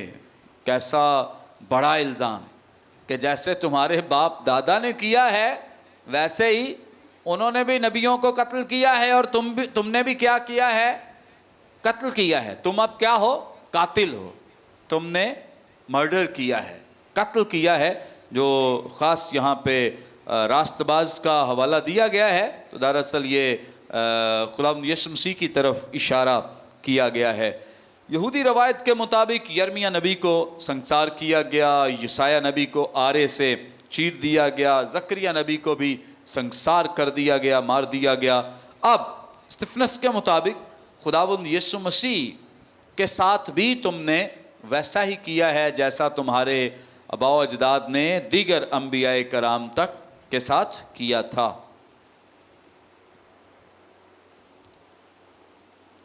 तिरपनवीं आयत लिखा है, तुमने फरिश्तों की मारिफत से शरीयत तो पाई पर अमल न किया। ये जो शरीयत इन्हें मिली है, चूँकि यहूदी इस पर बहुत मुतफिक हैं और न्यू टेस्टामेंट के और भी हवाला जात, जैसे गलतियों का ख़त 3 बाब 19वीं आयत ज़रा पढ़ दें, कोई भी पढ़ने में रहनुमाई करे। गलतियों का ख़त 3 बाब 19वीं आयत, कोई भी पढ़ दें।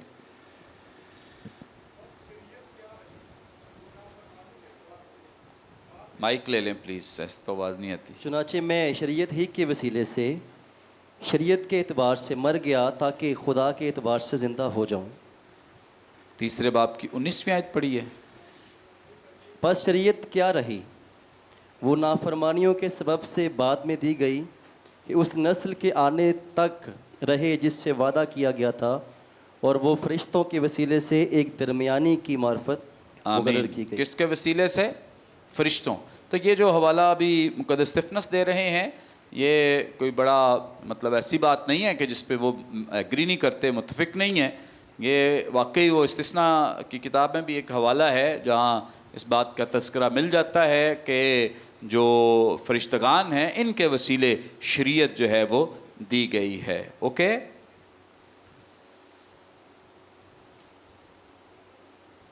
हाँ जी, अब आपकी बारी है एक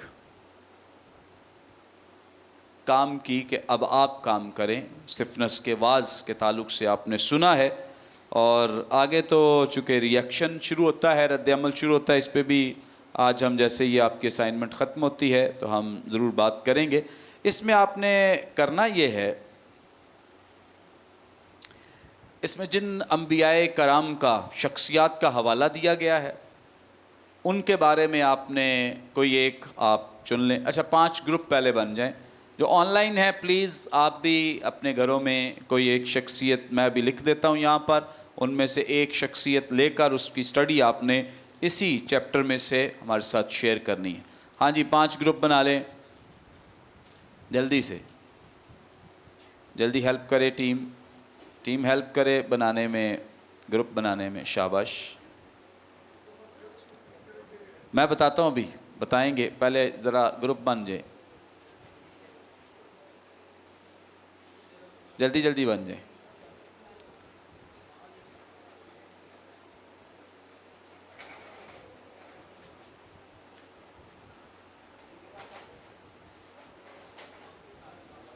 पहले 10-10 लोग कर लेना।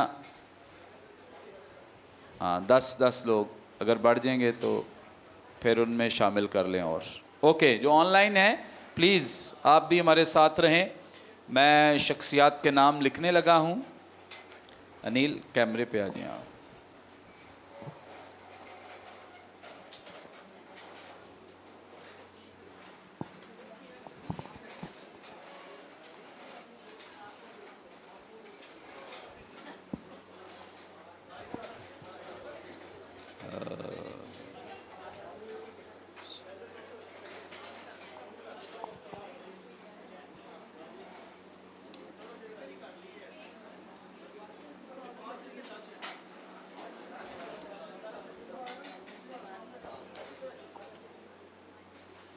यूसुफ, मूसा,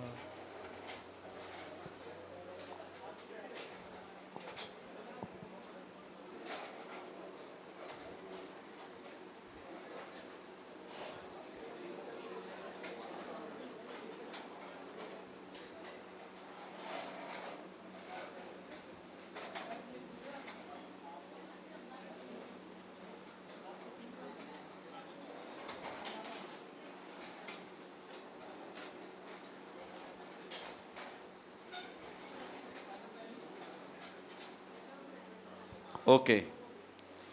हाँ जी, बन गए हैं। 5 बने हैं कि कितने बन गए हैं? 10-10 लोग हैं, जिसमें 10 जो बाकी बच गए हैं इनमें शामिल कर दें। 1 2 3 4 5 नहीं, बस ठीक है। इधर ये जो ग्रुप है इसमें और लोग ऐड कर दें। हाँ, बैठें। अच्छा, अब करना आपने ये है, ये शख्सियात हैं। नंबर 1 जिसकी बात इस वाज में हुई है, आपको पता है, ठीक है, कोई इस चैप्टर से बाहर बात नहीं है, ना आपने करनी है। नंबर 1 आपने मुक़द्दस यूसुफ के बारे में पढ़ा है, मर्द खुदा बुज़ुर्ग मूसा के बारे में पढ़ा है, अंबिया कराम के बारे में पढ़ा है, खुदावंद यीशु मसीह के बारे में पढ़ा है, और स्तिफनस के बारे में पढ़ा है। ये 5 लोग हैं। आप एक एक शख्सियत ले लें। हाँ जी, एंड से शुरू करते हैं। हाँ जी, चलें। एंड पे जो ग्रुप है, इनमें से कौन सा नाम आप लेंगे, किस शख्सियत को? ہاں جی تانوں زیادہ ضرورت ہے جیزس کرائسٹ دی تسی لو اوکے شوکت صاحب اور ایلیکس صاحب کے گروپ کو جیزس کرائسٹ مل گیا اوکے ہاں جی مریم ہاں جی اینڈ پہ بتا دیں بین الاشبا چلیں موسیٰ اوکے خداوند یسوع مسیح اور موسیٰ ہاں جی یوسف اوکے یوسف موسیٰ خداوند یسوع مسیح آپ نہیں اور نہیں موسیٰ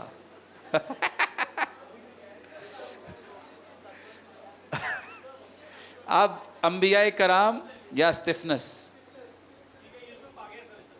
نہیں یوسف بھی ہو گیا استفنس اوکے آپ کے پاس آ گیا جی انبیاء کرام ہو گیا اب انبیاء کرام اوکے کرنا کیا اب ہاں چیٹ جی پی ٹی بند کر دیں please chat G P T بند بائبل نکالیں بائبلز اوکے اچھا اب کرنا یہ کیا ہے ان میں سے جو بھی 5 شخصیات آپ کے سامنے ہیں آپ نے جواب یہ دینا ہے کہ ان کو رد کیسے کیا گیا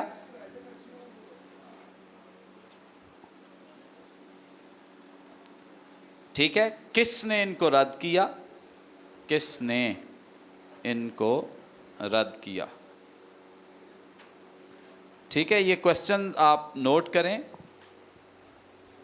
اور نمبر 3 ایک آخری کوسچن بھی لکھ لیں کہ اس میں سے کیا سبق سیکھا جو بھی شخصیت آپ کے پاس ہوگی اس میں سے کیا سیکھا چلیں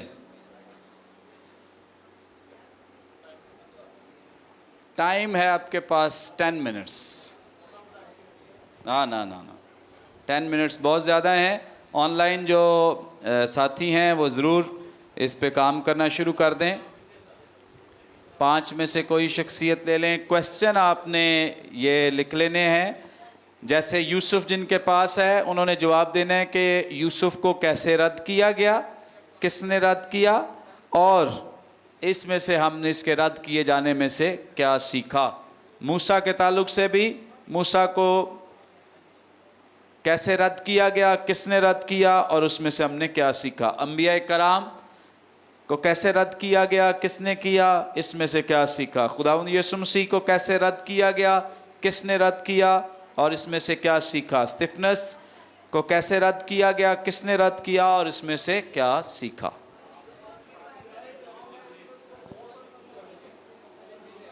صرف فوکس کریں اس چیپٹر پہ صرف چیپٹر پہ فوکس کرنا ہے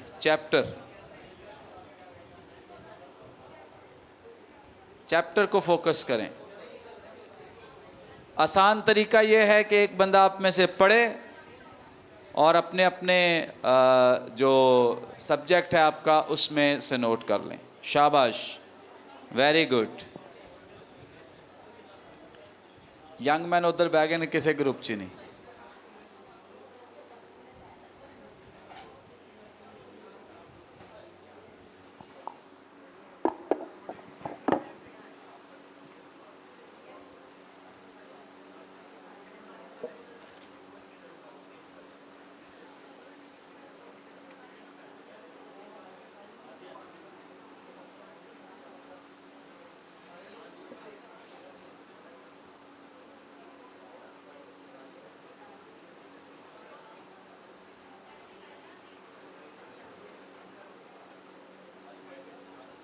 عدیل ہیلپ کریں باقی لوگوں کو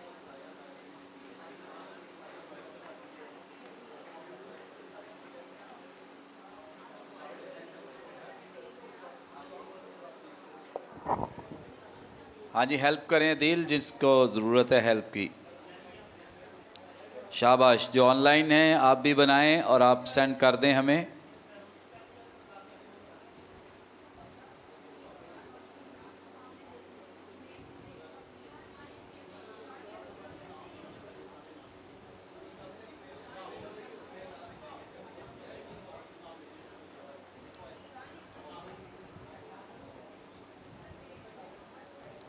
very good, very good.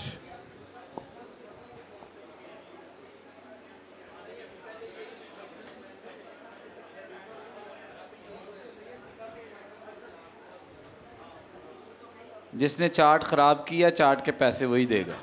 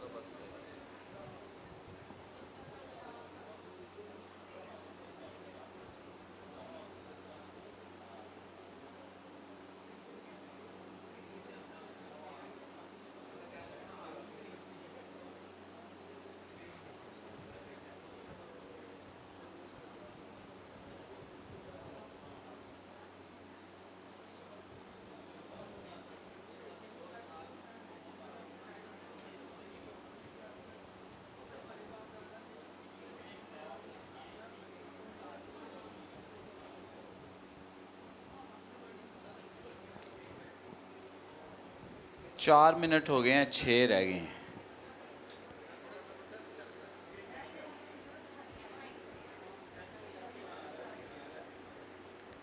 Very good, शाबाश।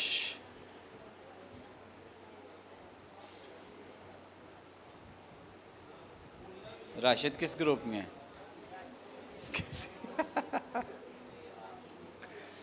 राशिद का अपना ग्रुप है। आप यंग मैन के साथ हो जी, तो ही तुम एक ग्रुप बना लो।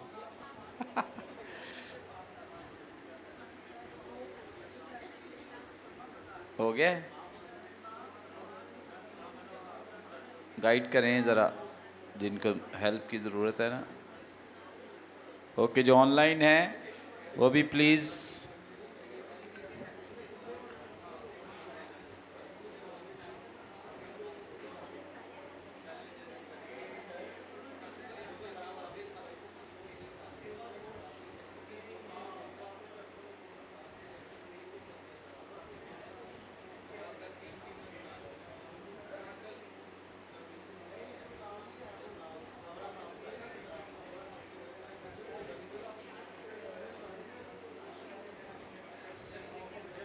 शाबाश, शाबाश, वेरी गुड।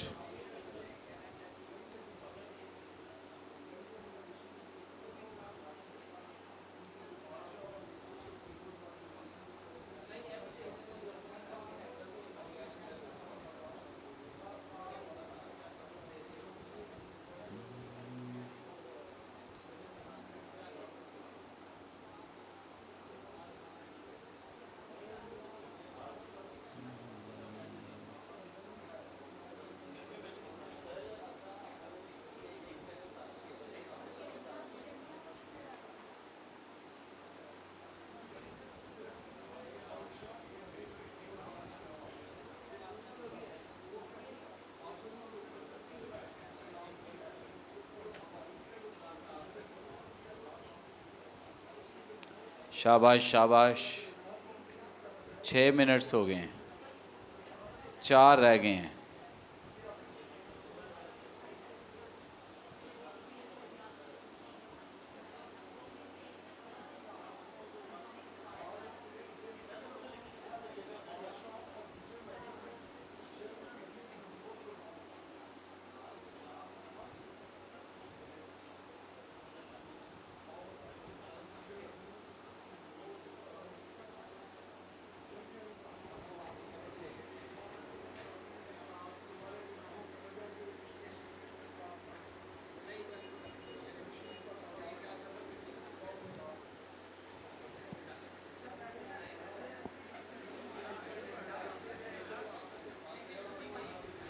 एलेक्स ग्रुप आपको सबसे पहले बुलाया जाएगा क्योंकि आपको सबसे पहले नाम मिल गया था।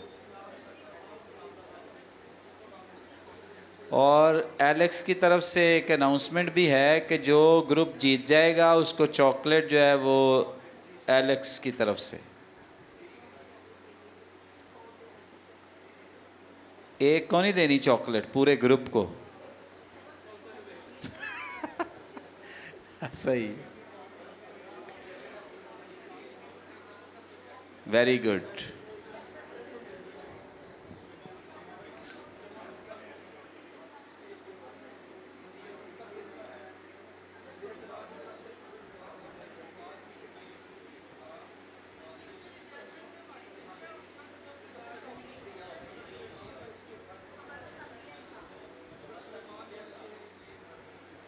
تھری منٹس ہیں آپ کے پاس، اونلی 3 منٹس.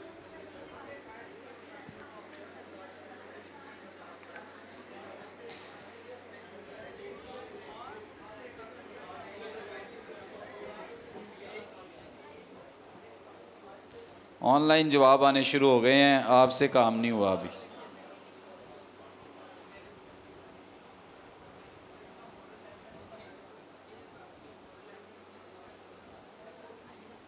یہ رول نمبر 1232 تبیتا یوسف، یورپ سے جواب آ گیا ہے. ادھر بیٹھے جواب نہیں. اوکے، جواب میں نے پڑھ لیا لیکن بتانا نہیں ہے میں نے. اوکے، آن لائن اور بھی. لو جی، یو ایس سے بھی جواب آ گیا ہے. واہ، اتنا لمبا جواب. Very good. رول نمبر 5271 پرومیلا، آپ کا بھی جواب مل گیا ہمیں، تھینک یو.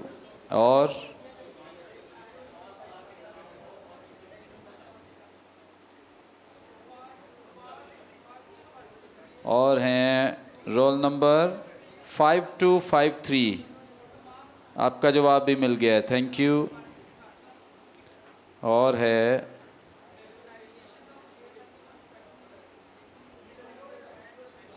یہ رول نمبر ہے 5097 سلویسٹر، ان کا جواب بھی ہمیں مل گیا ہے، تھینک یو.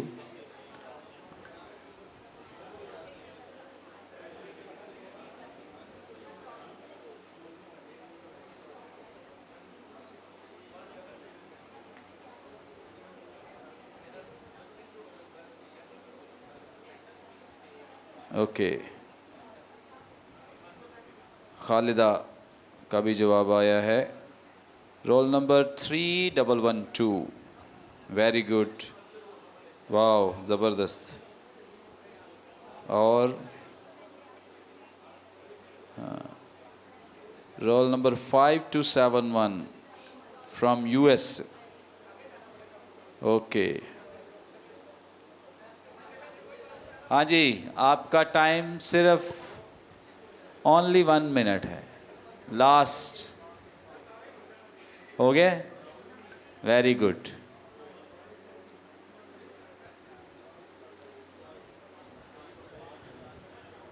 ہاں جی، اوکے، ویری گڈ. سب سے پہلے کس نے کیا ہے جی؟ آپ تو بھی لکھ رہے ہیں رول نمبر. اچھا، اپنا سب نے نام رول نمبر لکھ رہے ہیں چارٹ پہ. چاکلیٹ ملنی ہے، جس کا مس ہو گیا اس کو چاکلیٹ مس.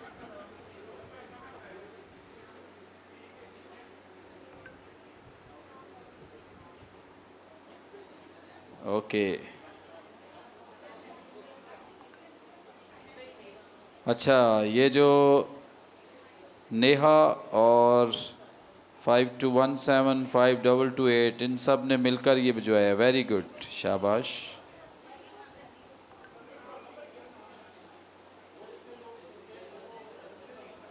Role number 5060 Imran Victor, very good. شیبا،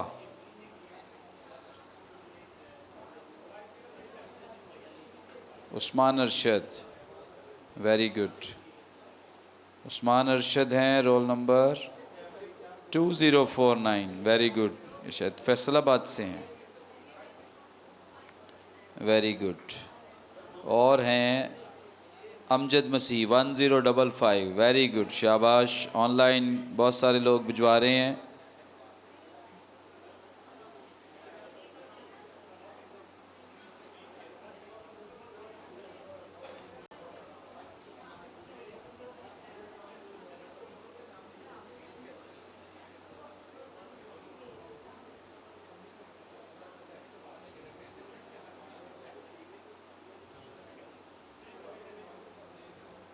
اوکے.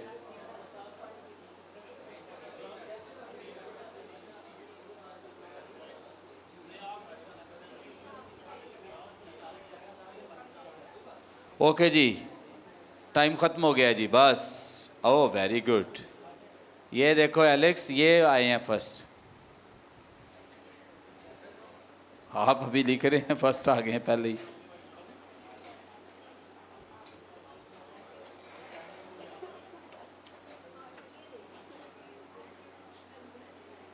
ہاں جی. اور رول نمبر لکھے ہیں سب نے؟ Very good. چلیں نام ٹھیک. کیونکہ جس کا نام نہ ہوا اس کی چاکلیٹ مس ہو جانی ہے.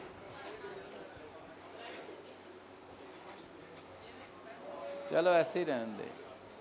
اوکے. چیئرز ٹھیک کر لیں ذرا پلیز. چارٹ سب سے لے لیں. راشد سب سے لے لیں چارٹس.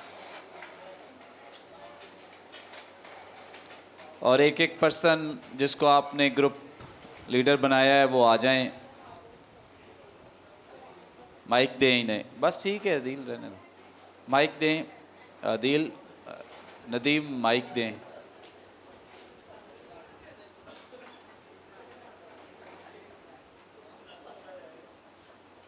شاباش. اور جس نے تکا لگایا ہوا اس کے سارے نمبر کٹ جانے ہیں. ٹیکسٹ بیسڈ آپ کی بات ہونی چاہیے. اوکے. آپ نے جو بات لکھی ہے یا بات کرنی ہے اس کا ٹیکسٹ میں ثبوت ہونا چاہیے. اوکے. مسیح یسوع کے عظیم اور جلالی نام میں آپ سب کی سلامتی ہو. ہمارے گروپ کا نام ہے ستارے. اوہ واہ. اور ہمارا ٹاپک ہے جو ہمیں دیا گیا وہ اسٹفنس کے بارے میں ہے. پہلا سوال جو تھا، اسٹفنس کو کس نے رد کیا؟ اس کا جواب ہم لوگوں نے لکھا ہے، اسٹفنس کو کاہنوں نے رد کیا. دوسرا سوال تھا، اسٹفنس کو کیسے رد کیا گیا؟ اسٹفنس کو یہ کہہ کر رد کیا گیا کہ یہ شخص ہیکل اور شریعت کی توہین کرتا ہے. تیسرا سوال تھا، اس سے ہم کیا سبق سیکھتے ہیں؟ جس میں ہم نے پوائنٹس لکھے ہیں. پہلا پوائنٹ، وہ دلیری کے ساتھ خدا کی خدمت کرتا تھا. وہ بہت زیادہ ناڈر تھا. دل و جان سے خداوند یسوع کی پیروی کرتا تھا اور روح القدس سے وہ معمور تھا. حق کی پیروی کرتے ہوئے اس نے دکھ سہا، اور جب ہم بھی حق کی پیروی کریں گے تو ہم دکھ سہیں گے. مکاشفہ 2:10 آیت میں لکھا ہے، جان دینے تک وفادار رہ تو میں تجھے زندگی کا تاج دوں گا. اسٹفنس خدا اور کلام کے ساتھ وفادار تھا. Thank you. آمین. زوردار تالیاں جائیں. ہاں جی آگے.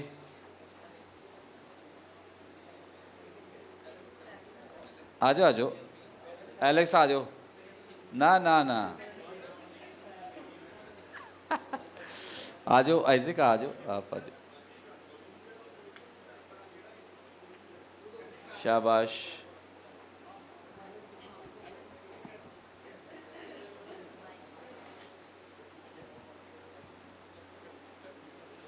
اسٹیپ پہ کھڑے ہو جاؤ.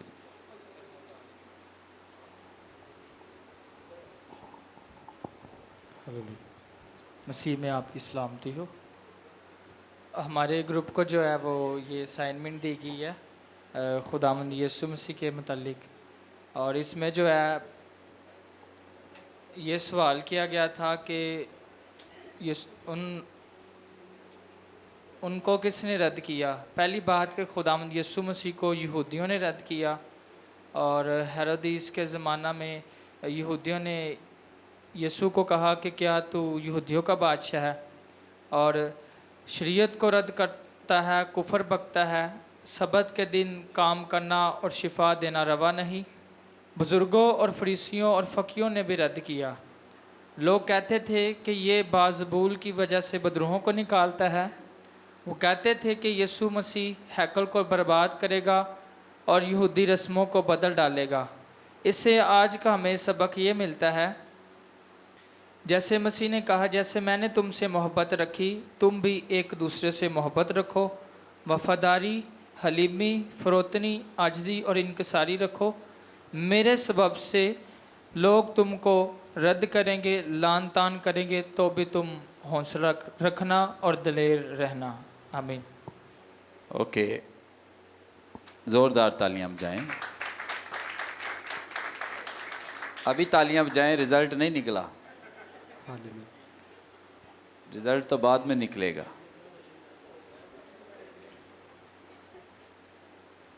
چلو بھائی، خداوند یسوع مسیح کے عظیم اور بابرکت نام میں آپ سب کو سلام۔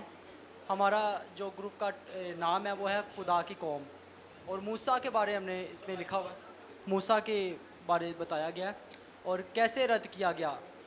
موسیٰ لوگوں کو ملک مصر سے نکال کر لایا تو لوگوں نے اسے رد کیا، بہن اور بھائی نے بھی موسیٰ کو رد کیا۔ اور تیسرا پوائنٹ ہے مقدس موسیٰ کے ذریعے شریعت ملی اور موسیٰ کو انہوں نے پھر بھی رد کر دیا گیا۔ دوسرا پوائنٹ تھا کس نے رد کیا؟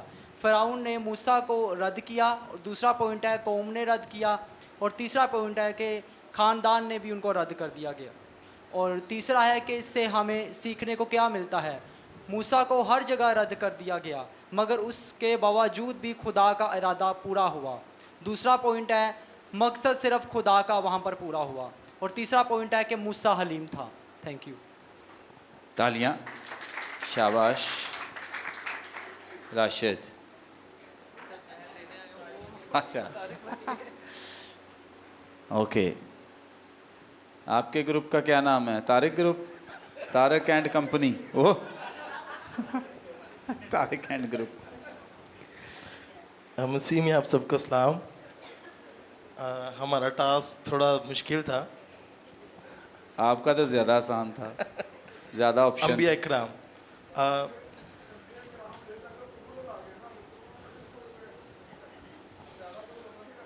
چلو، اس میں ہم نے دیکھا کہ ابراہام کا اس باب میں بار بار ذکر کیا جا رہا ہے کہ ابراہام کو اس کے سب سے پہلے اس کے اپنے کنبے نے، اس کے رشتہ داروں نے اس کو رد کیا۔ تو اسی میں ہم دیکھتے ہیں کہ اسطیفنس کو بھی ایسے ہی رد کیا گیا۔ ہمیں اس میں سے کیا سبق ملتا ہے؟ سبق یہ کہ کوئی بھی نبی جو ہے وہ اپنے جو ہے وطن میں عزت نہیں پاتا۔ بہت سے نبی آئے، جتنے بھی نبی آ رہے تھے اپنی ہی قوم کی وسیلے سے ان کو جو ہے بار بار رد کیا جا رہا تھا۔ تو اسطیفنس کے ساتھ بھی یہی ہو رہا تھا، یسوع مسیح کے ساتھ بھی ہوا، موسیٰ کے ساتھ بھی جو ہے وہ ہم نے یہاں پہ لکھا ہوا ہے۔ اور یرمیہ کے لوگوں نے اس کی بات نہ مانی، تو وہ بار بار یہ کیسے وہ رد کر رہے تھے؟ وہ اسیری میں چلے گئے، جیسے یرمیہ چلا گیا، وہ ان کی سننی تھے رہے۔ جب وہ اسیری میں گئے تو انہوں نے بعد میں دوبارہ آ کر جو ہے وہ اسی جو ہے وہ مرحلے کو، یعنی کہ خدا کے کلام کو دوبارہ ان کے پہنچایا تاکہ وہ اس کو کریں۔ لیکن پوری بائبل میں ہمیں یہی سیکھ ملتی ہے، سبق ملتا ہے کہ جو نبی ہیں ان کو اپنی ہی قوم کی طرف سے ریجیکشن ملتی ہے بار بار۔ Thank you. شاباش۔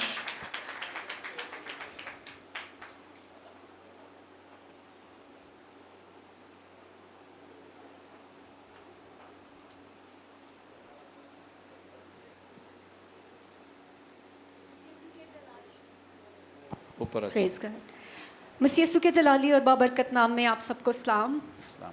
تو آج کے اسائنمنٹ میں سے ہم نے جو شخصیت سلیکٹ کی تھی وہ ہے مقدس یوسف، جس میں ہمیں بیسیکلی 3 کوسچنس کو کور اپ کرنے کے لیے کہا گیا۔ پہلا کہ کیسے رد کیا گیا، دوسرا کس نے رد کیا، اور تیسرا ہمیں سبق کیا ملتا ہے اس میں سے۔ سو میرے ساتھ آج اس گروپ میں جنہوں نے کام کیا ہے مریم تاج ہیں, طاہرہ سسٹر ہے, سسٹر بینا, فوزیہ, صبا شمشاد, روبی آصف, ماریا خرم اور شائن میری. سو سب سے پہلے ہم اپنے پہلے کوشچن پہ بات کرتے ہیں کیسے رد کیا گیا. کلام مقدس ہمیں بتاتا ہے, اور آج جو پیسیج ہمیں اسپیسیفکلی دیا گیا اس کی روشنی میں ہم اس بات کو دیکھتے ہیں کہ یوسف کو اس کے بھائیوں نے رد کیا, یعنی کہ اسے اپنوں کی طرف سے ریجیکشن کا سامنا کرنا پڑا. اور ریزن بیہائنڈ دیٹ جیلسی, حسد تھا اس کے پیچھے جس کی وجہ سے انہوں نے رد کیا. پہلی بات کہ ہم دیکھتے ہیں کہ باپ جو تھا وہ اپنے تمام بیٹوں سے زیادہ یوسف سے محبت رکھتا تھا. First reason is that.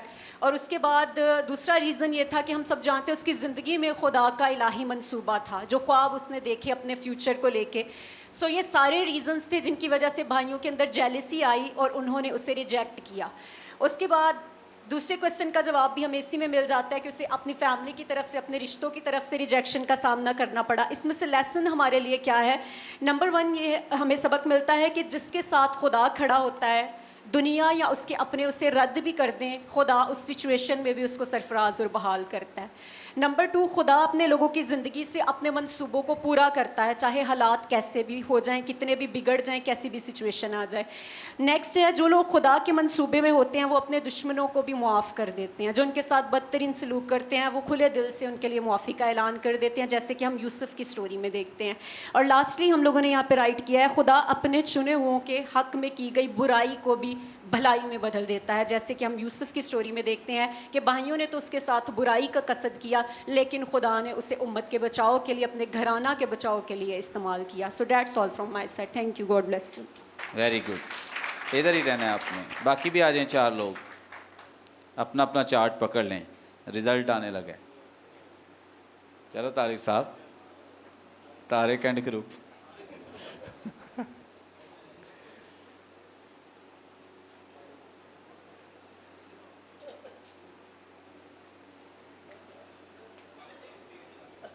شاباش, آ جائیں ادھر ہو جائیں.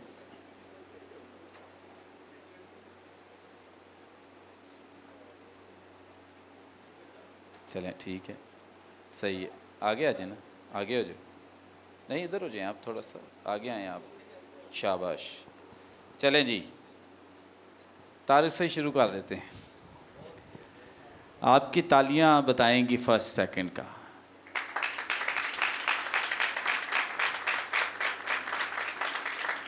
اوکے. آئزک,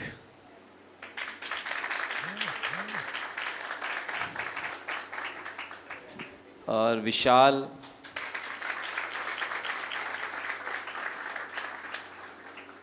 اور مریم,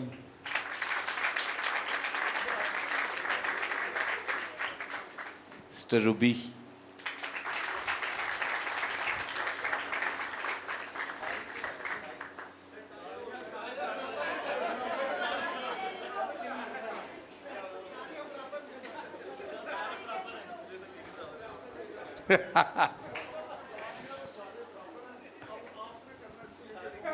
اوکے میں کر دیتا, کوئی مسئلہ نہیں ہے, مشکل نہیں ہے, آسان ہے. اوکے, میں نے کہا تھا کہ جس کا اس ٹیکسٹ پر مبنی ہوگا صرف اس کو ہم کنسیڈر کریں گے, فرسٹ سیکنڈ سمجھیں گے. سیکنڈ تو نہیں ہوگا, نہیں تو بیچارے کو زیادہ فٹیگ پڑ جائے گی. اوکے, میں جو سمجھتا ہوں کہ جو سب سے اچھا پرفارم کیا ہے وہ مریم اینڈ گروپ نے. Very good. اگر میرے نزدیک سیکنڈ نمبر ملے تو وہ اسٹیفنس کو ملے گا, جس کا ہونا تو فرسٹ چاہیے لیکن ہم نے چلے.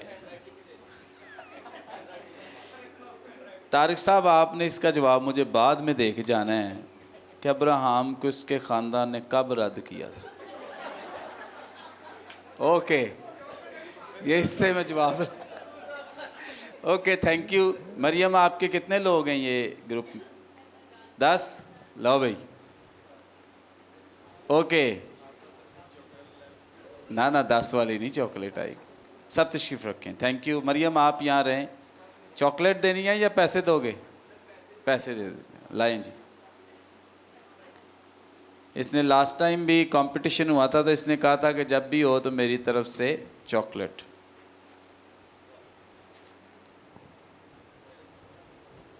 Thank you.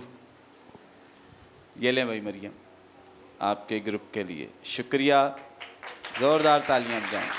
Thank you. Okay, so text میں رہنا ہم نے سیکھنا ہے تاکہ جو ٹیکسٹ متن ہمیں بتاتا ہے ہم نے اس میں سے چیزیں نکالنی اور سیکھنی ہے. اوکے.